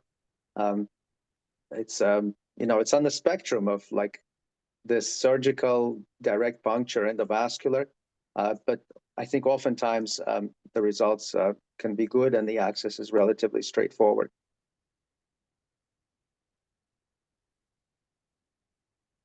Yes, definitely. This is a good approach.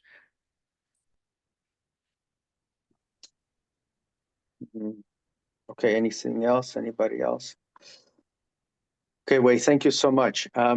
It's Chinese New Year, so I don't know if we should say Happy New Year, but it's a holiday, so. Thank you, Ethan. Yes. Happy New Year to you all. Thank you. You too. Okay. Great cases. Thank you. Let's see. Rene, can you hear us going along with the fistulas? Okay. Maybe I think you have a case. Let's share this. Okay.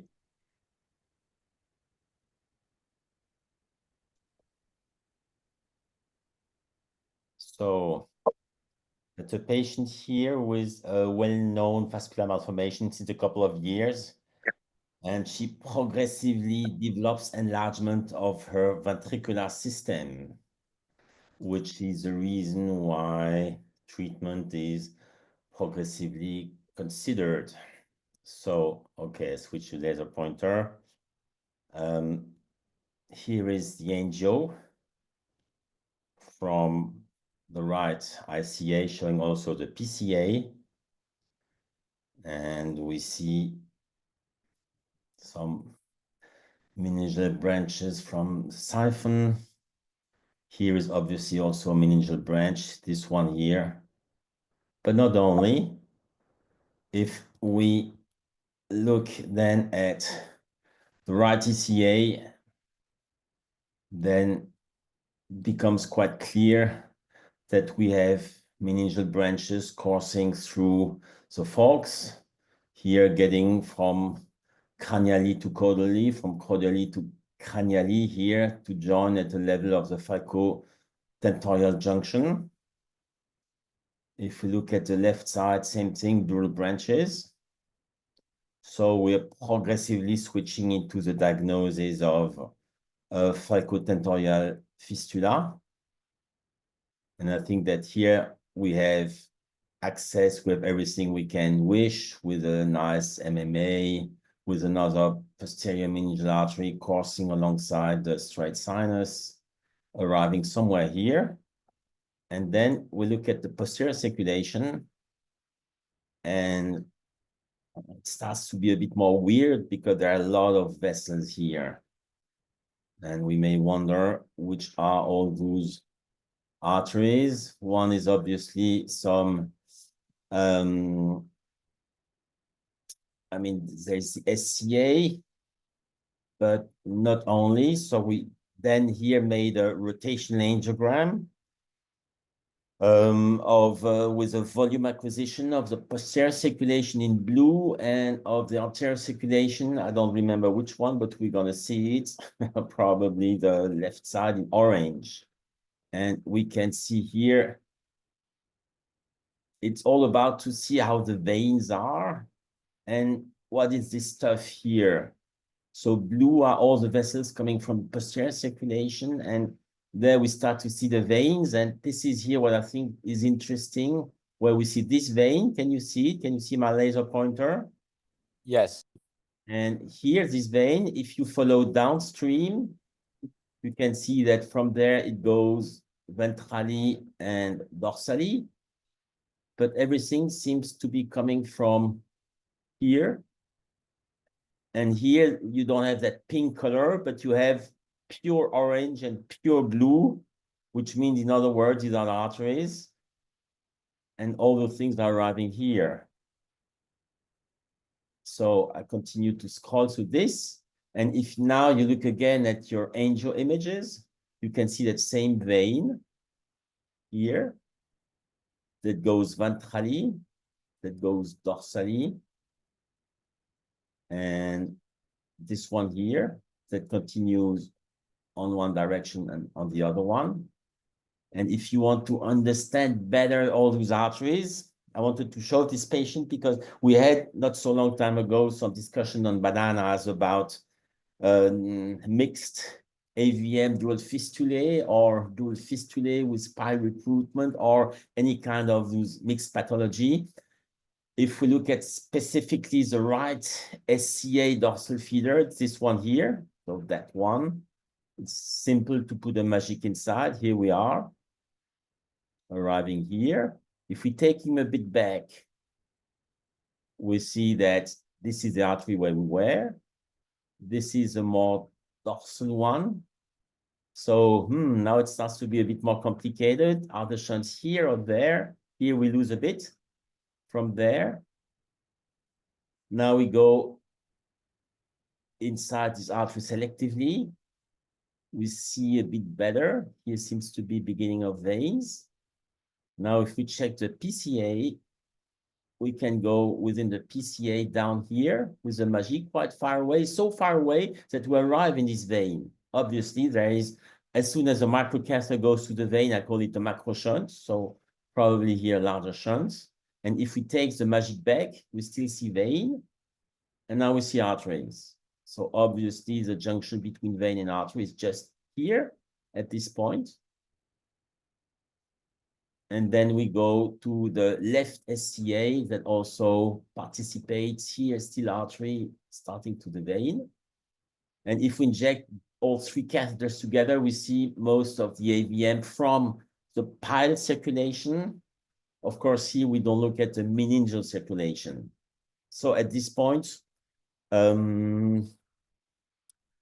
we could raise what to do because we have a lot of options. Should we go on for stage procedure to go on each artery one by one?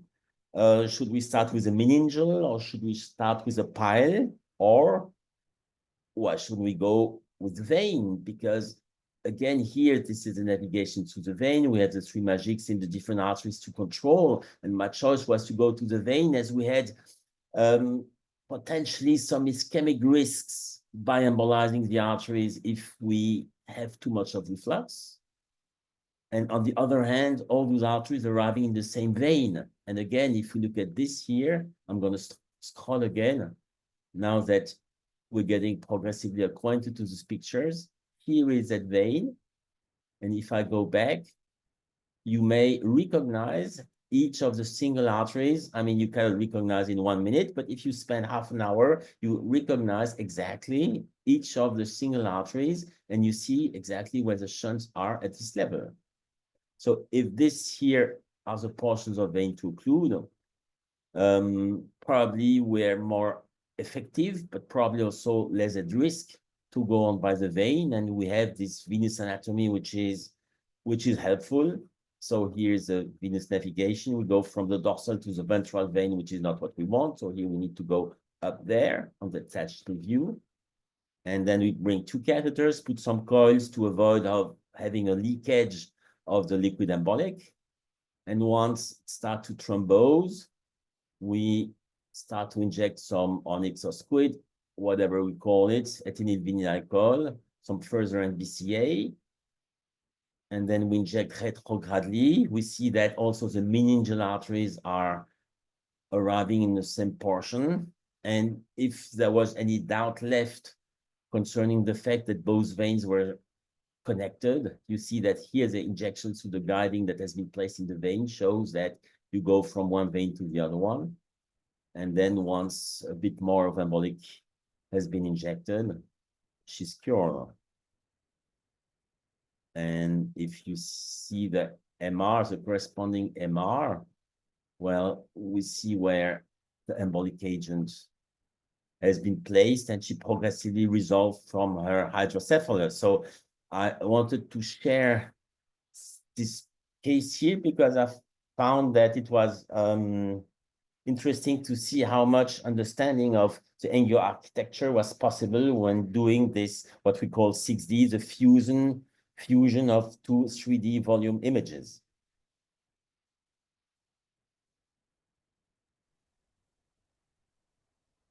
Thank you, Rene. It's a fantastic case, of course. Any questions or comments? Does everybody, like maybe some people don't know what 6D is and the basic principles of that, or maybe they do. You said that from the PCA there was a macro shunt. Did you see that on the 6D, the specific macro shunt you were talking about? Not so simple to see. Too many spaghettis there to find which one is the one that was the largest one. But at least the magic did the job, and one was larger. So how are we calling this disease?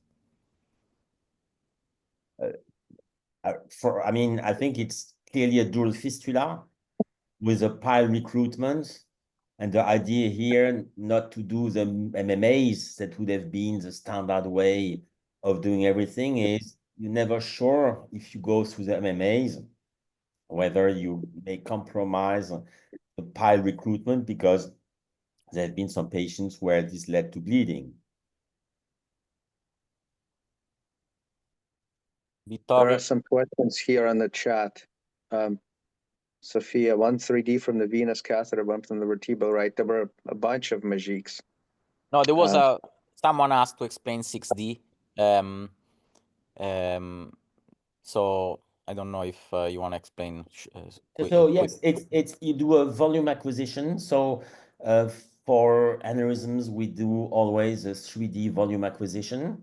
So you do it from two different guiding catheters, or you can do it for a guiding catheter and the microcatheter. But here we did from the posterior circulation and from anterior circulation, and you attribute a different color code.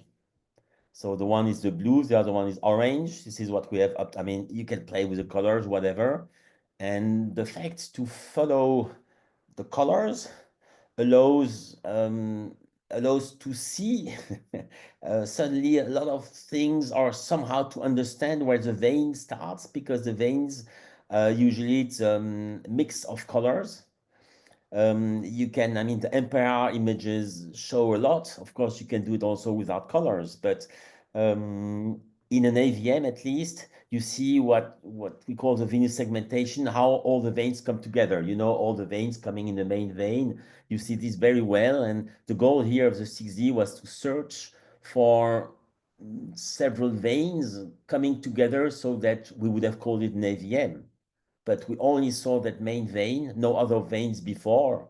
And because of this, the angioarchitecture could only be a dural fistula because there was no vein arriving in that common venous collector. It's a very complicated case, of course, especially for people that don't use 6D.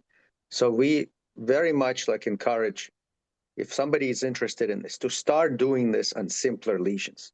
Like take an injection of external, internal, work on your machine to fuse them, and you'll see what is the potential of this. And then you can apply it to more and more complex lesions, and it's a whole other world of possibilities. There was a bunch of other questions. One was if you go from the vein, how to make sure that the pile or these piodural anastomoses don't bleed. Did you feel the PL feeders from the venous approach? So that's a very good point, indeed. When you realize that in the artery you have such a large shunt to the vein, the issue is that either you do a small focus in the artery, which is not enough, or when you start to go to the vein is so large that you don't control it. So either you don't do enough or you get too much inside the vein. That's a justification here to keep a couple of magics inside the arteries, so that whenever you embolize from the vein, you maintain transvenous embolization until what you see from the arteries is gone. And then it becomes quite simple to determine whether you stop or not, because if you see flow getting to the vein is not enough, and up to the point where it comes back to the artery, then you got it. And the difficulty, in fact, what it happened here for one of the catheters is one was so far away inside the artery that at some point we had some onyx that was trapping the catheter, and we had to take it off quite rapidly. Otherwise, we would have been in trouble to take it away. But the catheters in the arteries are intended to control when your embolic agent is coming back to you. If it's not enough, you can always help. But it was likely that we did not require, or at least you have a plan B in being able to do more. Vittorio, you have a raised hand. You want to say something? Yes, thank you.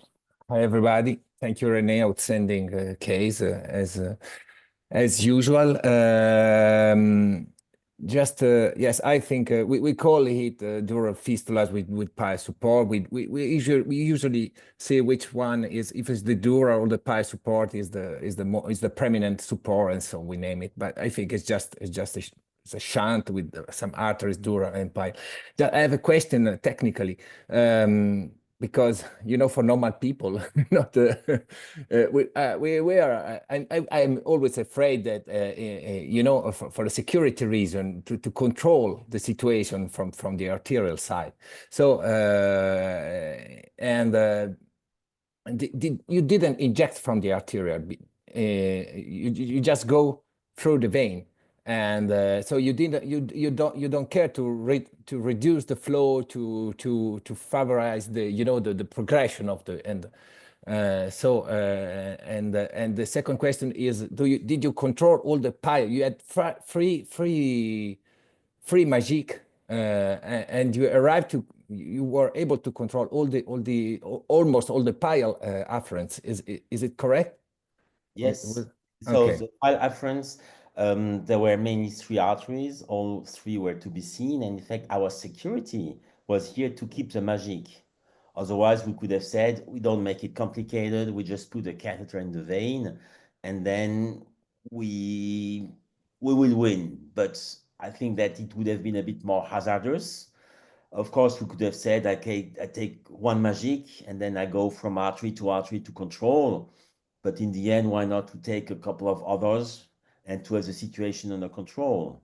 So here, the safety we had was to have a couple of magics in the pile arteries to make sure that we would be able to diffuse enough. Concerning the median arteries, they were very straightforward. So if it would have been enough, we could have been continuing. But maybe from the arteries, we would have been able to diffuse and to get it all potentially. But usually when I see those type of treatments, a lot of sessions are being done, is being reduced step by step on a cautious way, and you have arteries that you can access, and then you have arteries that you cannot access, which is always in all dural fistula. So as soon as the angioarchitecture, and that's why I show those 6D pictures, as soon as the angioarchitecture show that you have here one vein, and that the vein is really, it was simple to access here, this vein, it was a large diameter, it was accessible from the straight sinus. The only thing is we did not want our coils to get off, so we reduced the blood pressure when the coils were there to avoid having the whole package of coils potentially moving inside the vein at some point. And if I can, how long did it take to fill the vein and to close the fist? I mean the length, because the period when you close the vein, I did some. I had some complication with venous approach, so that's the moment where the vein is closed, and it didn't progress to close the arterial side. It's a dangerous point. So in my head. You're right. The coils were not enough to reduce enough the flow. So maybe we should have been waiting that some clots occur and that it develop. But we had a catheter that we used for coil where we injected pure glue, and we injected enough in that large vein. So it was very significant. It was more than 1 ml, rather 2 ml of pure, very high concentrated glue. But then the vein was done with the catheter inside, so able to continue and to finish the fistula in one step. Thank you. But Vittorio, was it a dural fistula with PL supply where you had problem, or an AVM? Because I think with dural fistula and PL supply, I've seen one cases over many years. People that have seen it, like when have they seen the bleeding? Right on the table, immediately the moment you close the vein, or later on? In my case, it was an AVM. In my cases, it was AVM. Yeah. But I have we have seen it afterwards, and I'm not so sure it was really that, but in this case, thank you, Rene. That was beautiful, fantastic as usual. What we have done in cases like this successfully in certain number of cases is to go through the pile arteries before and occlude those. Yes, these are arteries which are in a dangerous situation, maybe. They are behind the mesencephalon, but most of the time nothing happens. You can occlude them with glue, just a tiny drop of glue, and that's it. And then we go through the main meningeal artery to reach the same point and inject, as I said before, fill, so that the diffusion of fill in the vein is much less than with onyx. You can go through the artery, inject fill, and it stays in the vein. And in this way, we have treated quite a few of these lesions, which are absolutely fascinating because of this combination of dural, fistula, and pial something, so we don't know what it is. Interestingly, also in your case, the AV shunt is on a vein which should not be surrounded by dura if it's what it is. So how do arterial meningeal arteries reach this vein, which is subarachnoid?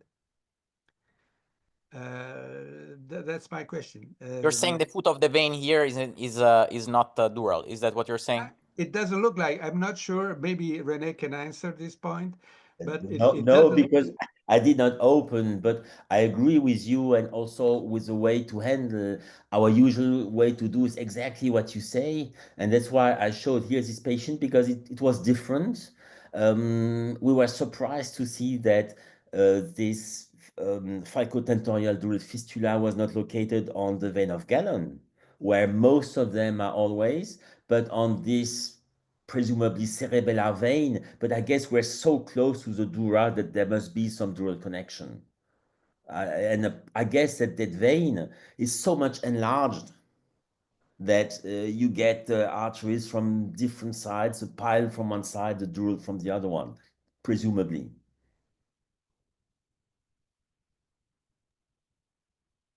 We should ask a surgeon to go there and look. There's a lot of other questions, like how long did it take? What's the postoperative management?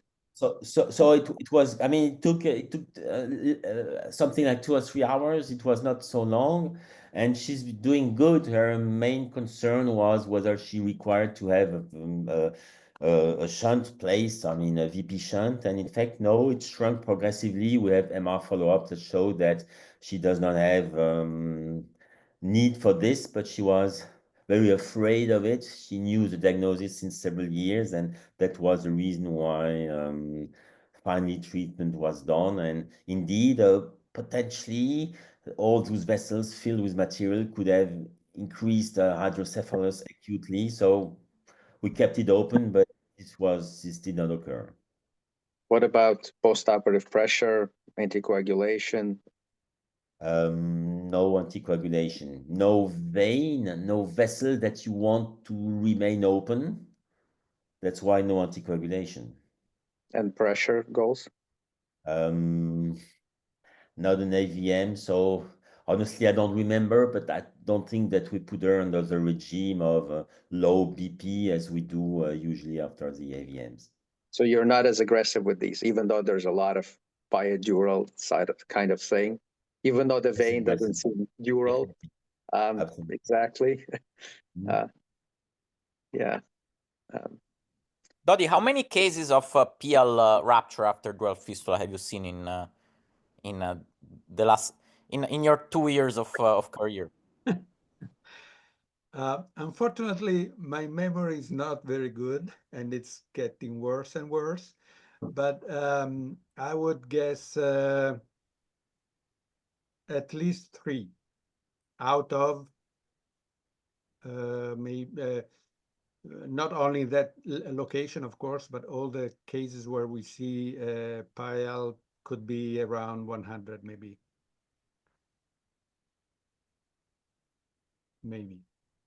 So not very often, but when you see a very large and big PIL supply, well, I would be scared of occluding the vein without checking or occluding that part. Maybe nothing happens. It shouldn't happen anything, because it's not a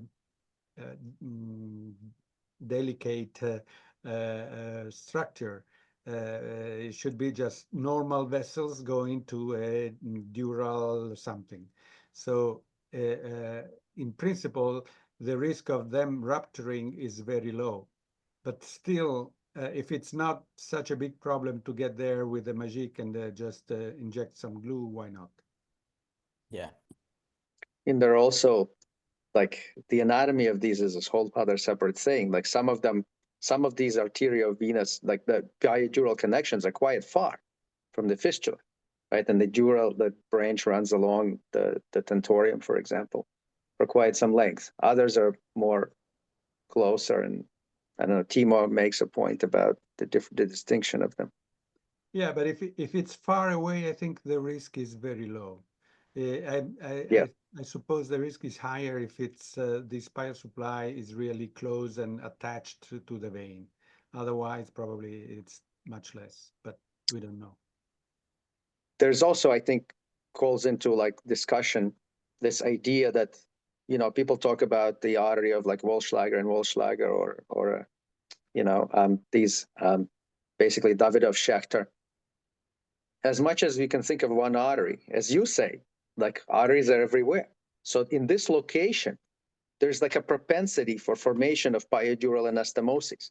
And it's best demonstrated by this kind of what we call the Falcotentorial fistula, where you see like a zillion of these supplies, right? Because there's some sort of, this in this area, this is what happens.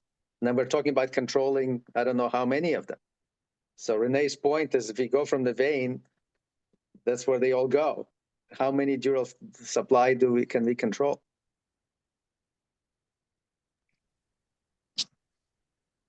But I fully agree on the principle that it's better to control the pile arteries, and that was the goal here. Also, that's why we started with the MAGIC, to check all piles. Until here, we get that additional info that usually we don't have. So I would say most pile situations, we take a MAGIC, we just get rid of this, and then we do the job by the MMA or by the vein. But here, a bit additional info. But I mean, the principle is the same. Make sure that nothing pile remains, because this is where the problem comes from. I saw probably 3 also pile bleedings. So just to clarify, Rene, what you mean is nothing pile remains, meaning that there's no shunt, there's no arteriovenous shunt that continues to be supplied by a PL artery. Correct? Absolutely. Okay. I mean, Thank this you case so shows much. how one of the biggest, you know, innovations here, really, like in the last few years, has been like imaging. And you know, even if this fusion capability has been there for a long time, really it became much more practical to do with the more recent machines. But really, like, if you think of it in terms of technique catheters, you know, what Rene used here is stuff that we had for many years. What changes really the understanding, thanks to like better, more you know, better imaging techniques. We very much hope that like this becomes part of the mainstream of use in neurointervention. A lot of the questions on the chat is like, how do we do this? Can we do it awake? I think we owe to, you know, we need to, this needs to be part of like what is done routinely. Just like people routinely do a spin to check angles for coiling or something like this. Like this has to be routine, and there's barriers to that. But you can all see like the world that it opens to you, and what's possible. We'll be much more on that in the future in Bananas and many places. Okay, Rene, thank you again very much. Safwan, are you? I'm here. Fantastic. Okay, you can share your. So we're moving on to AVMs. Exactly. I'm going to share my screen. Hello, everybody. Do you see my screen now? Yes. So not the, yeah, perfect. Thank you for having me. I'm going to present a rare case of ruptured suprasellar vascular malformation arising from the superior hypophyseal artery with intraventricular hemorrhage in a young patient. So a 30-year-old woman was referred to our hospital after experiencing a sudden onset of severe headache and visual disturbance, vomiting, and she experienced also a rapid deterioration of Glasgow Coma Scale to 3. She needed emergent intubation. On arrival, the patient revealed bradycardia, mydriasis with absent papillary light reflexes, and rapidly developed diabetes insipidus. This is the first imaging. So this is the first CT on arrival on admission. And you can see, of course, the interventricular bleeding. As part of the initial management, the patient went to the operation room and got 2 EVDs. This is the CT angio,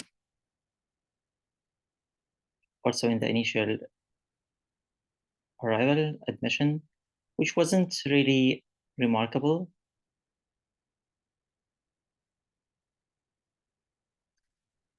And this is the CT after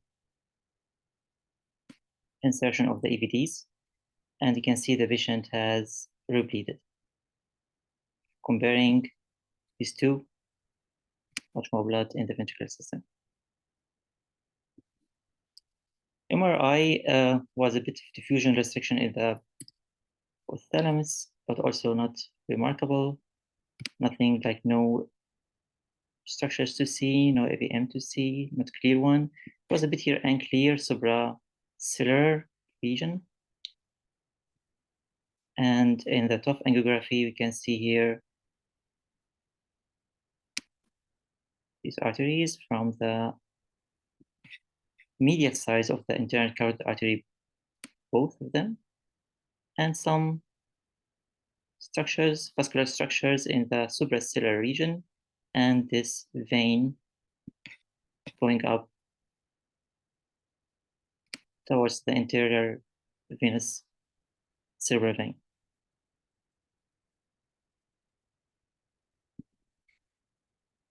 This here is the imbrage after contrast media injection.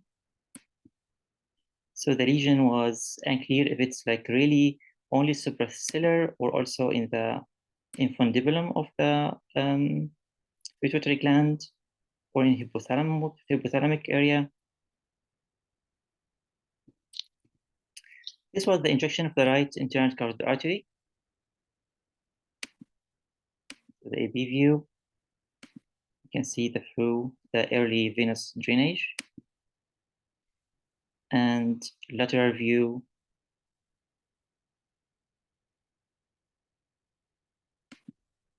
which also reveal the structure and early drainage into the basal vein, as well as in the internal cerebral vein. This is the 3D imaging of, and we can see here the superior hypophyseal artery to the right side and the AVM. This is oblique view, also from the right ICA.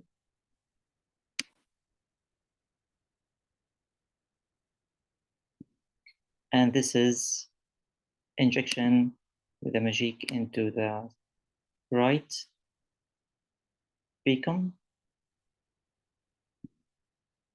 Sorry. This is the lateral view. You can see this collaterals. This is suprasellative injection of the right hypophyseal artery, AB view, and then lateral view.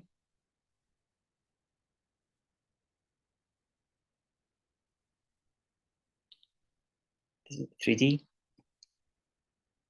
And this is the left side.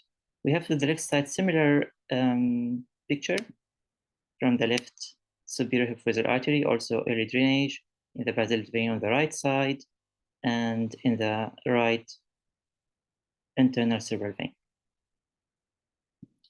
Again, we have here the right enlarged superior hypophyseal artery, and this is the suprasellative injection. Anterior view and lateral view.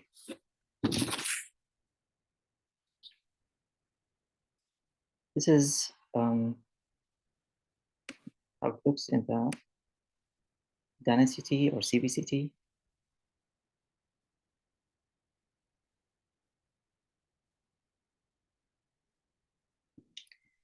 So to treat or not to treat was a question. Of course, there is very nice work recently from Maxime Chaviro and Aitan Araz about the superior hypophyseal artery, the angiographic rediscovery, and we know, of course, that the whole supply of the blood goes to the pituitary gland, of the adrenopituitary gland, of course, to the chiasm, to the optic nerve, and of course, this is here a risk to occlude the superior hypophyseal artery, but the patient, well, the ratio for treatment was first that she has bleeding, re-bleeding again. She was in a very bad clinical conditions, and that's why we decided to go with the treatment.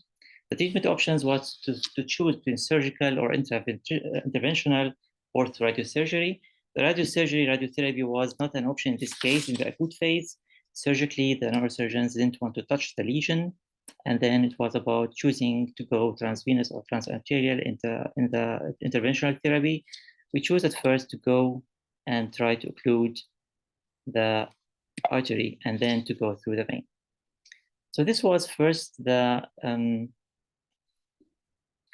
catheterization of the left superior hypophyseal artery with a marathon catheter. I didn't use in this case a sonic or a touchable tip because of the length of the artery. It wasn't enough that the 1.5 centimeter sonic, for example, will go completely inside the superior hypophyseal artery. I tried it, but it didn't work. So I took a marathon here in this case, and I went through the venous side just to control in case I needed to occlude it directly. We have here a balloon in the internal carotid artery to protect it, and we injected squid 12. This was the beginning of the injection, and here we have the injection. You can see it gets some in the nidus, but after that it went to the right side, to the right superior hypophyseal artery, and we were lucky because there we didn't have a balloon to protect the artery, but we stopped directly, and it stopped exactly there with the start of the artery. So this is the lateral view.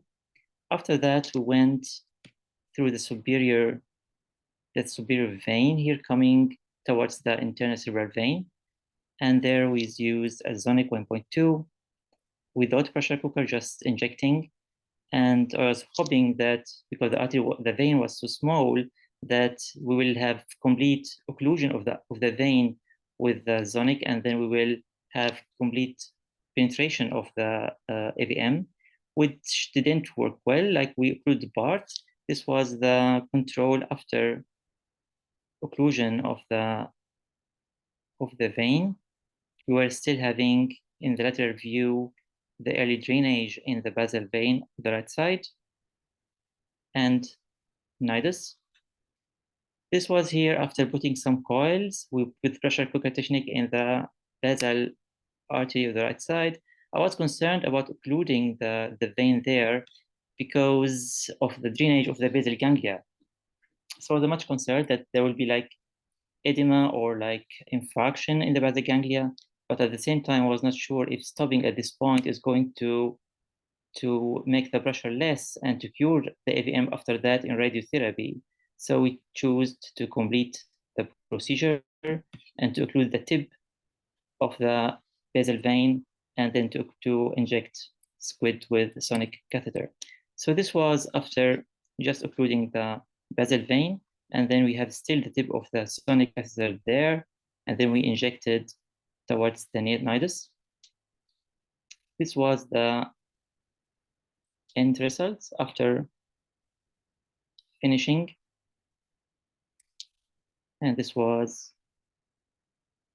the control angio. So lateral view.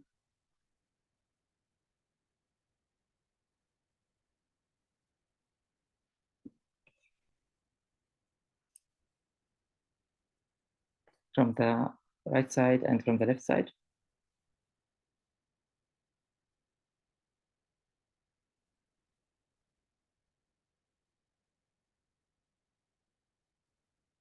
So there was no rest visible.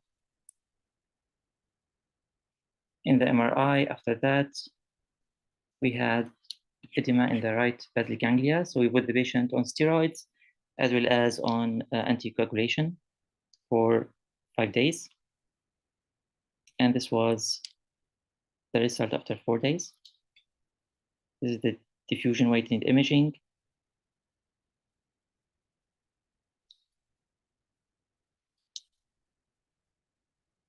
The patient stayed in the intensive care unit for almost 4 weeks. She stayed in a very bad clinical situation.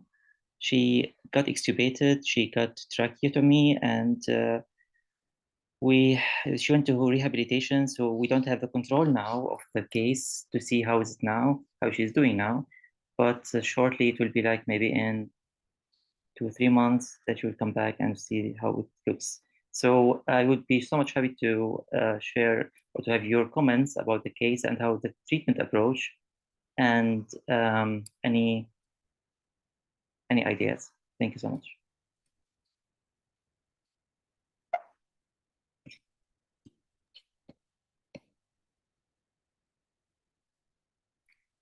Thanks, Safwan. Okay. Any comments?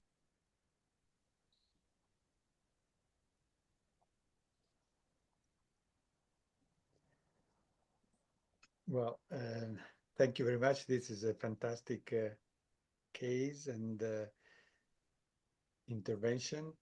Of course, when you inject those arteries and those veins, you're never very sure what will happen afterwards, because you may have any kind of consequences like ischemia in the basal ganglia, as you've shown, some reflux in the perforators of the posterior communicating artery may be very dangerous, and the vein. Okay, so yes, wonderful, good.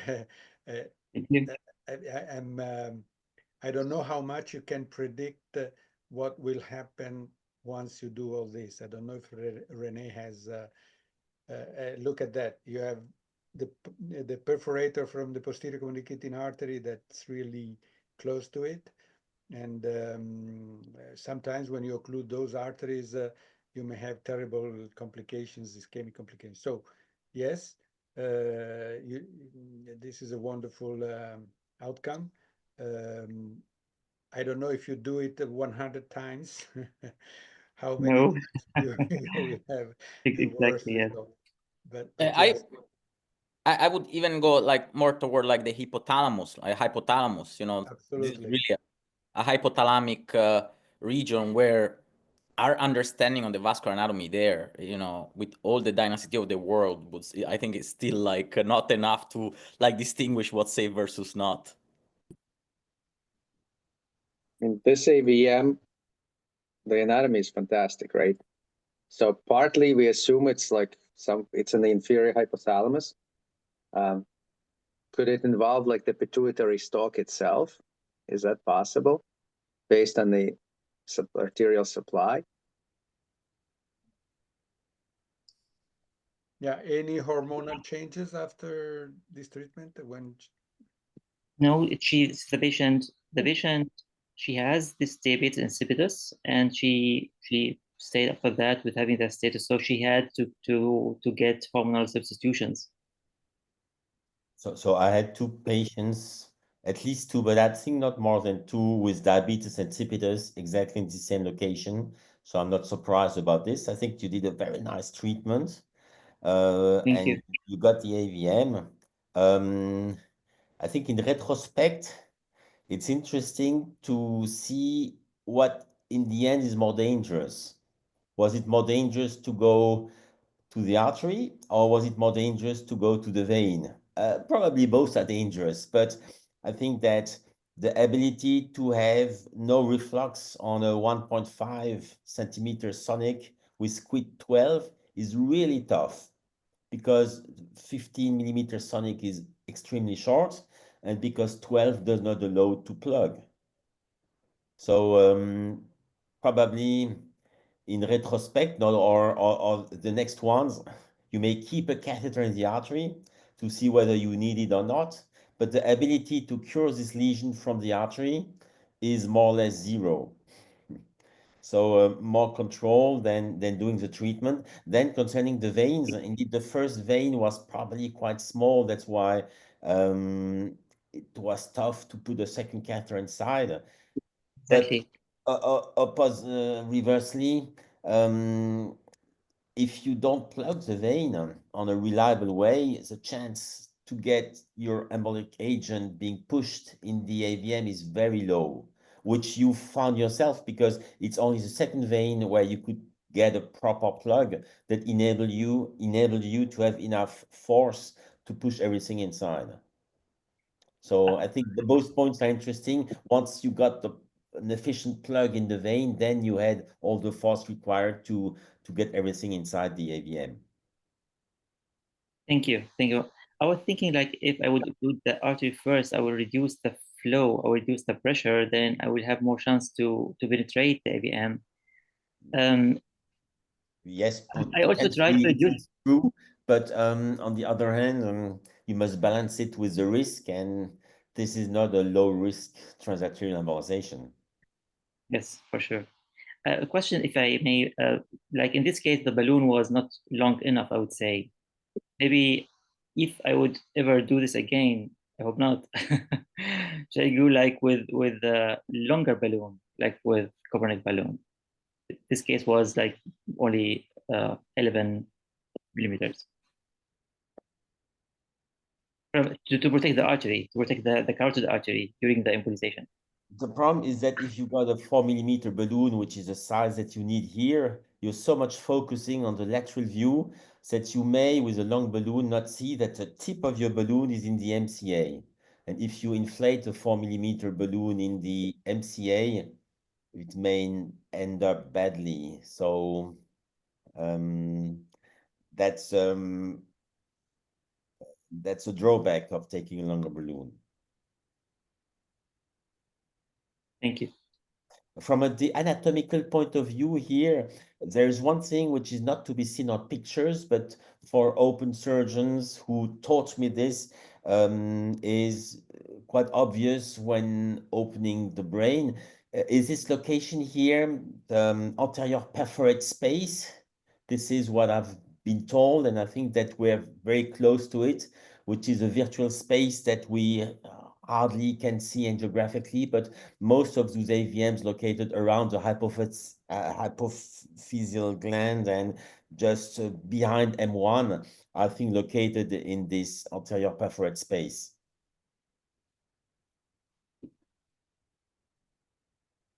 So this case, like if you want to classify this AVM, is it like in this case BL AVM, BL malformation? Because I don't think it's exactly inside. Like, is it partly inside the infundibulum? Is it partly inside the pituitary gland? I don't think so. But or is it like just BL around it?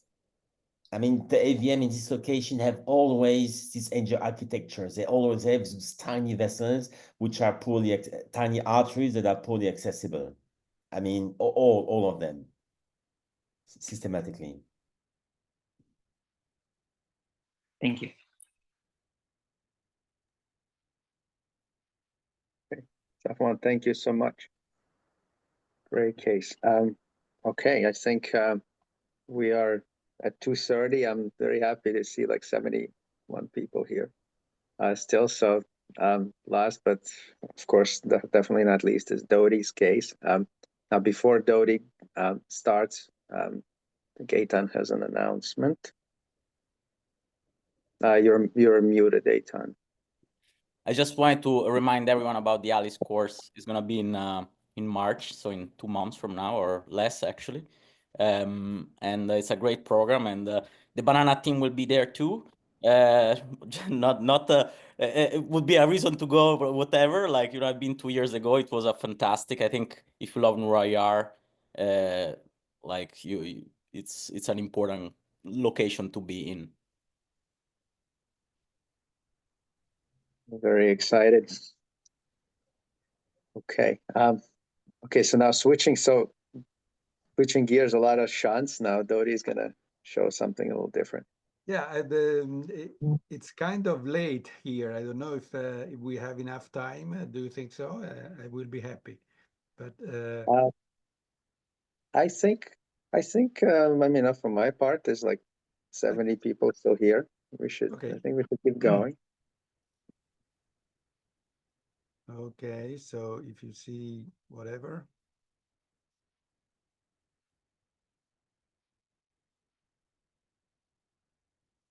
Okay, can you see it?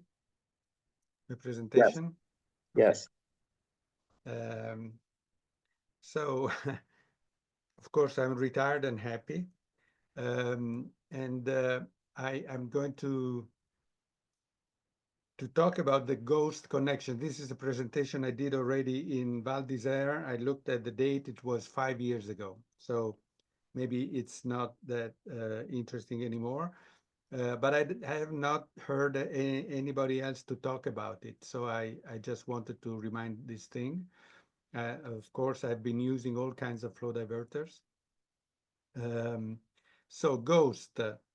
What is a ghost? It appears when a flow diverter covers a branch, and then at later follow-ups, contrast jumps from one side to the other of the flow diverter, giving the impression of a separation of the branching vessel from the main vessel, but with full immediate visualization of the branch. So this is what we see. So let's say you have an aneurysm in this location, and you put a flow diverter there. You expect the aneurysm to go away. Yes, it will go away at the follow-up. But at follow-up, also you see that the branch not only is, of course, smaller, but also there is kind of a separation. So there's something there. You don't see it. That's why we call it a ghost. Typical example here, the ophthalmic artery appears at a distance from the internal carotid. Or here, where we use the flow diverter for this big aneurysm in the distal part of the carotid artery. And then you see that the anterior carotid artery is kind of separated from the internal carotid artery, even if it's well visible. This case of the middle cerebral artery bifurcation aneurysm that we treated with the long flow diverter, it was so long that it covered also the other aneurysm, more proximal. And at the distance, at the follow-up, we would see a separation of this branch and the smaller aneurysm from the main branch. That's why we call it a ghost. Again, here,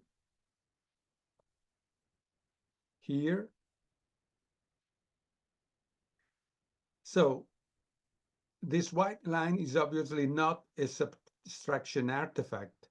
Otherwise, it would appear also on the other superposition. So it's something which appears here, but it's not because there is a metallic thing there. Otherwise, you would see also where the other lines would cross the vessel. So you see it here, but not here. And other examples of ghosts like this one. This one. So we see it quite frequently. This one, before and after placing a flow diverter, it's not necessarily where the aneurysm is. It's only where a branch is coming off on the side of the flow diverter. It's best visible on good imaging conditions. Of course, you need a correct projection, good magnification, and so if you have to look for it, otherwise it might be hidden. This is an interesting case where there was this kind of blob at the top, the origin of P1, and interestingly, there were the perforators coming off from the top of this aneurysm. We placed the flow diverter, and at the follow-up, the perforators were still there, now coming from the P1 segment very nicely. But you also see that there is this separation of what's left of the aneurysm and to the basilar artery. So we see a jump of contrast between the main artery and its branch. But how does blood go through? possible passages. One is, of course, small holes through the flow diverter, like a fine shower. And we see it in cases like this one, before and follow-up at 1 year. So maybe here you can see 3 different small something coming from the artery to the branching vessel. Like here you see maybe 2 of those. Or could be only one small hole through the flow diverter, which could be a pinpoint shower.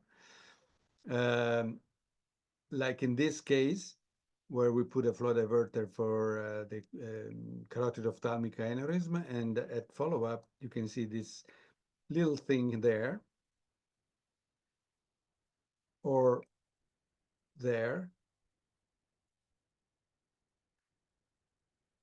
or well, for treatment of this pericallosal artery aneurysm, you really see just one little thing keeping this branch open. Or through local collaterals, like in Moya Moya.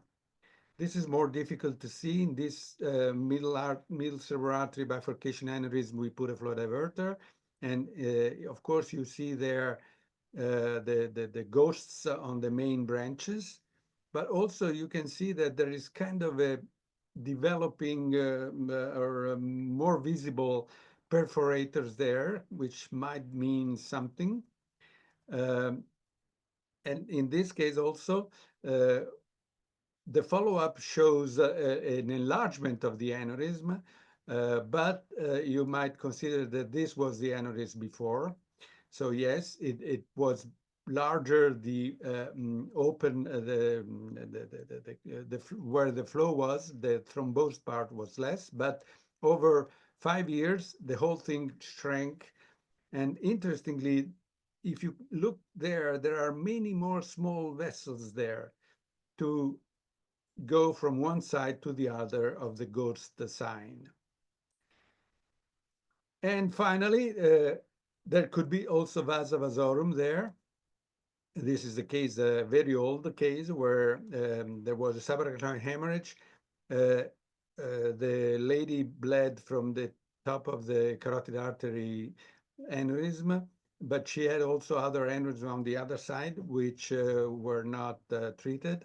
And the one there was clipped by the surgeon.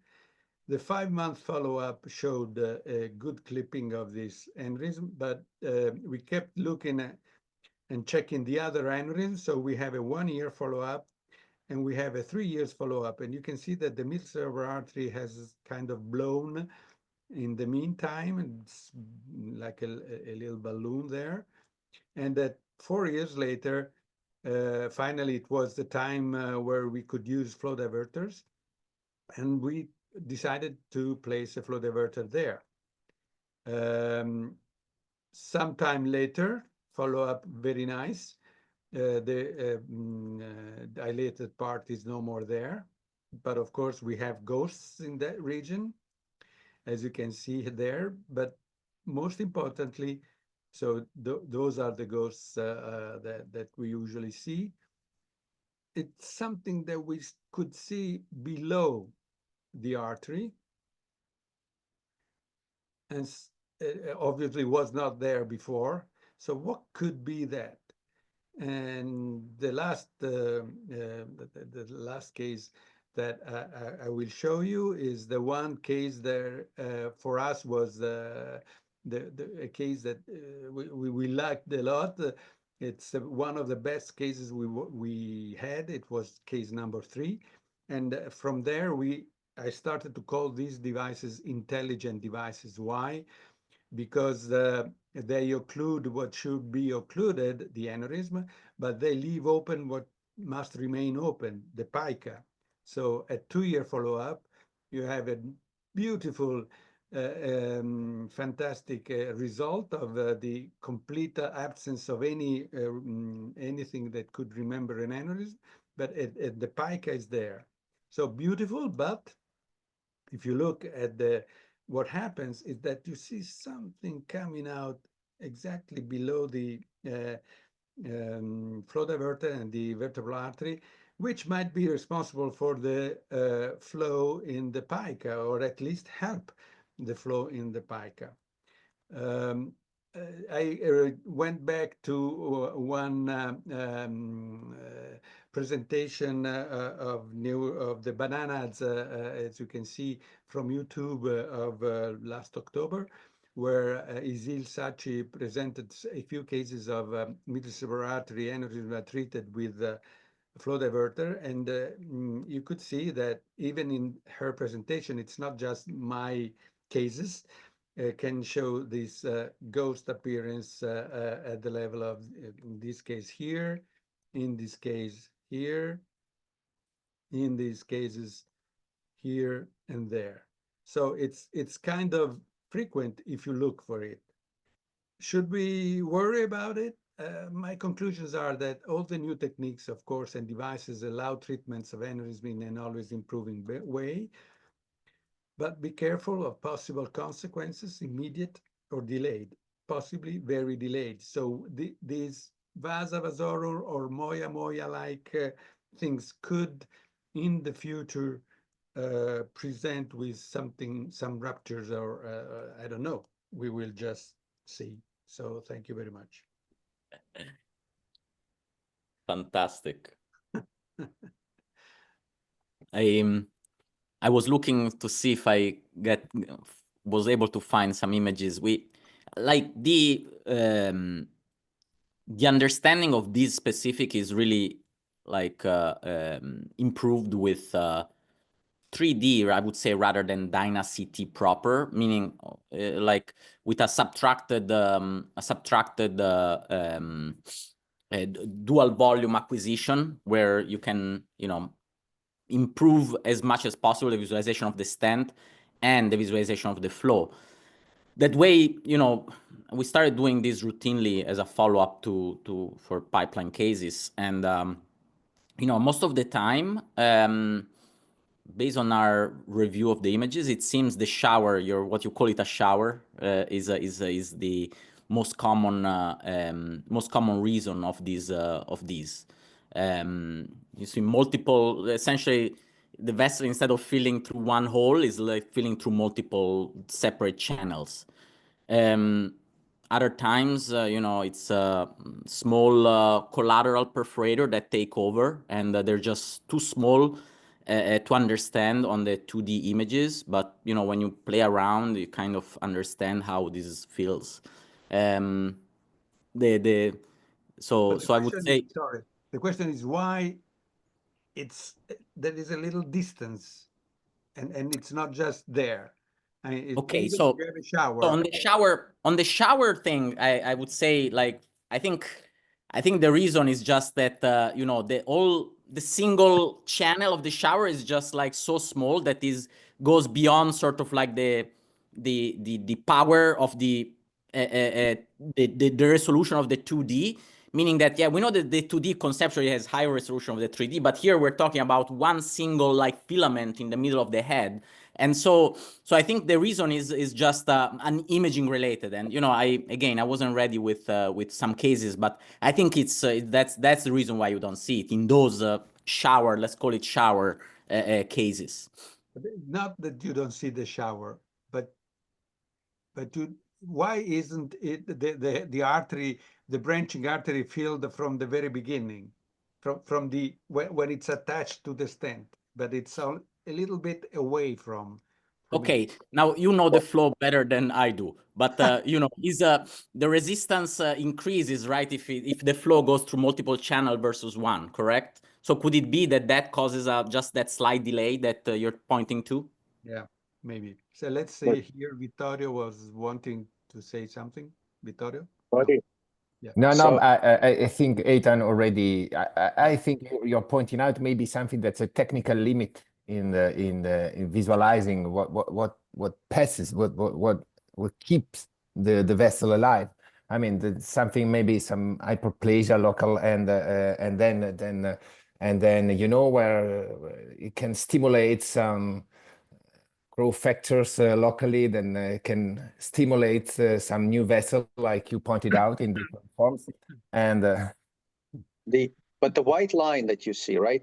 the line that you see is a line that's basically the neo-intima. Yeah, exactly. Do we agree on that?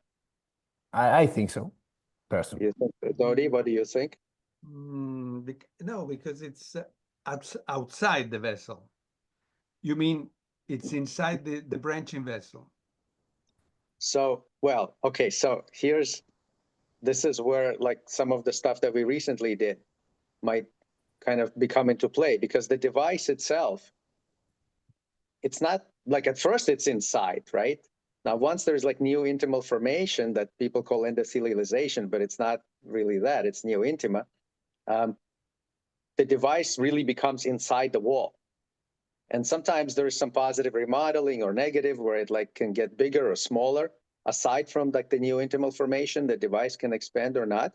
But essentially it becomes incorporated into the wall of the artery. And so the line that we see, I think, is like the white line is related to like some variable thickness of this like neo-intimal formation. And then, but when we do a 2D, when we do a 2D picture, you're really tangential to the device, right? So the ghost that we see is the contrast that's flowing through like a combination of what is like radiolucent neo-intima and radiodense on like, you know, device, especially in this projection. So I think it makes it more difficult to see that short segment where the flow comes from the artery through like a hole or whatever. And that can be seen probably, like I think it is better seen on whatever, Dyna or 3D imaging. So for some of them, at least, I think that's the explanation. Then we get the vasa vasorum too. Let's hear Rene. But whatever we call it, and I think you've been going through all different hypotheses. I don't see indeed any other, but sometimes we must also face that even ghosts can die. Sometimes the artery is just occluded. And according to Isil in MCA, it's about 30% of side branches that are gone. So there must be, I mean, the reason is what Maxime and you said, must be some physical limitation of flow. We could see also on your pictures that quite often the artery is shrinking, is getting smaller, same as the aneurysm is potentially shrinking, and there is some reduced flow to the side branch. But why, how to explain exactly? I think you've been depicting very well all different hypotheses. Now, sorry, Vittorio, I saw you raise your hand, but let me say this thing. The big question is the long term, right? Okay, good. We discussed why is this and how it looks. Long term, right? Is this a problem? Yes or no? And so far, I don't remember one specific case in which we appreciated it, in which became a problem. But you know, when we say long term, we talk a lot long term. Dario? No, just I think there could be an interesting field of study for OCT when it will become maybe available in more because with this very high resolution that could help us understand a little bit better. Just an idea, but I don't know if anyone has any experience here, but we don't. So, but I've seen beautiful presentation on this topic. So yeah. But recently, somebody told me about a case that was a cured case with a flow diverter, and after some years, there was a subarachnoid hemorrhage. And when it was described to me, that didn't look like this was a possibility, but it might have been. So this little vasa, I would call it more the moya-like kind of, we know that these little vessels may rupture once they are very dilated and they have high flow inside it. So I don't believe it. It was just, of course, a provocation, as usual when I talk. But it's something that you might look into it more better, and you can do it much better with your techniques. So please do it. I think no, and thank you for raising this attention to this. I think overall as a field for follow-up angiography, it's I think it's useful like to start doing routinely like 3D for at least for I would say both intrasaccular and endosaccular endo and flow diverter. It just makes you understand so much better, you know. Right, sometimes it's gonna make you call a little residual that otherwise you would not have called, but as long as you're ready to be honest, I think adding that as part of routine follow-up, it's I think it's useful. I want to make another point, which is something that we keep like emphasizing. As you said, and you see issues like our experiences that when we place these devices, right, things continue to change over years and years. It's not, there's this idea that most people have that like, oh, okay, it's endothelialized, quote unquote, stop the dual antiplatelets, whatever, it's finished. It's much more complicated than that, right? Especially with these complex lesions where you have outflow branches. It's dynamic. Like remodeling is dynamic. As Dodi said, vessels are everywhere. A vessel needs flow. Sometimes it will come through the mesh in one big hole. Sometimes it'll be like 3 smaller holes. Sometimes it needs other vessels to develop around it, but there is demand. And so long as that demand continues, there'll be like whatever solutions, and those may be dynamic. Also, this neointimal layer that forms around the device, those cells have a life, just like any other cell. They're born, they die, they're replaced. So neointimal formation is also like not like once it's closed, it's closed. There's turnover of that. To me, what that speaks to is like the need for some like low-level antiplatelet management. So we continue. I like to keep my patients on like very low, like aspirin every other day or something like this, because I think things are still evolving there.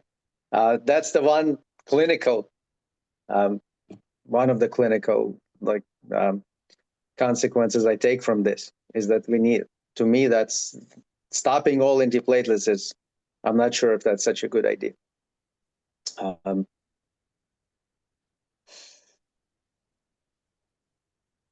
It's very hard to get people to come in for a follow-up diagnostic as it is in most cases.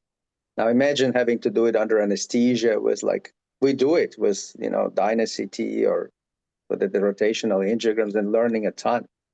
And But we should. There's a lot of it. But usually our follow-ups are not with 3D and not on under general Do anesthesia. 3D Obviously. without general, you know, you get a lot, you understand a lot no matter what. I would say like it certainly became my standard in the last, I would say, year or two. In cooperative patients, it's possible. With modern machines, like faster acquisitions and cooperative patients. But it's not everybody. It was a question if vessel wall imaging may be helpful.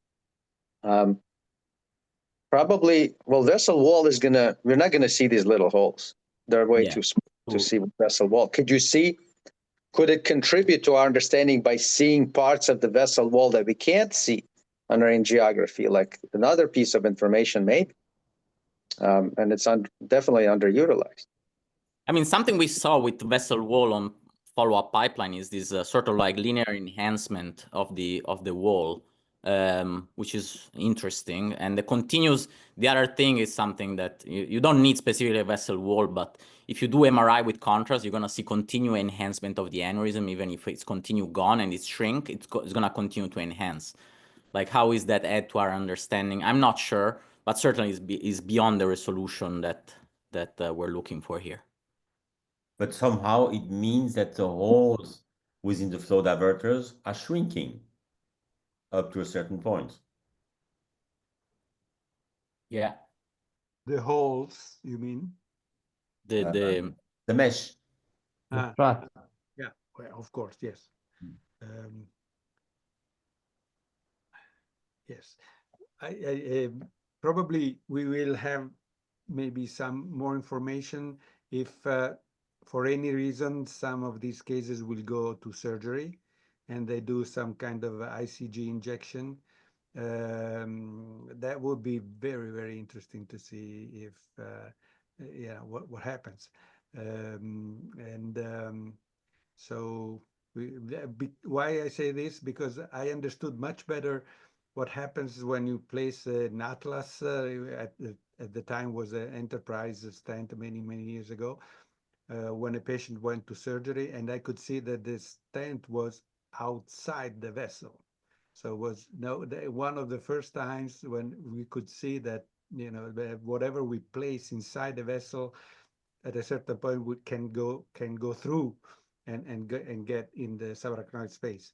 So that was startling at that point, awesome, and many years ago. And then we could see that the coils would go through and you could find them in the subarachnoid space again. So surgery sometimes helps you to understand what you do endovascularly.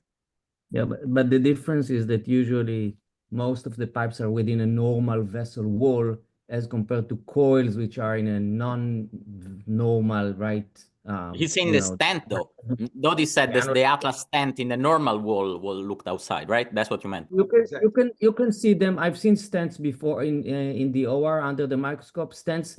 What you suddenly see is that as if the adventitia becomes like a little bit kind of clear, right? Like transparent adventitia, so you can see the stent. I don't know if it's really outside the vessel, completely the vessel wall.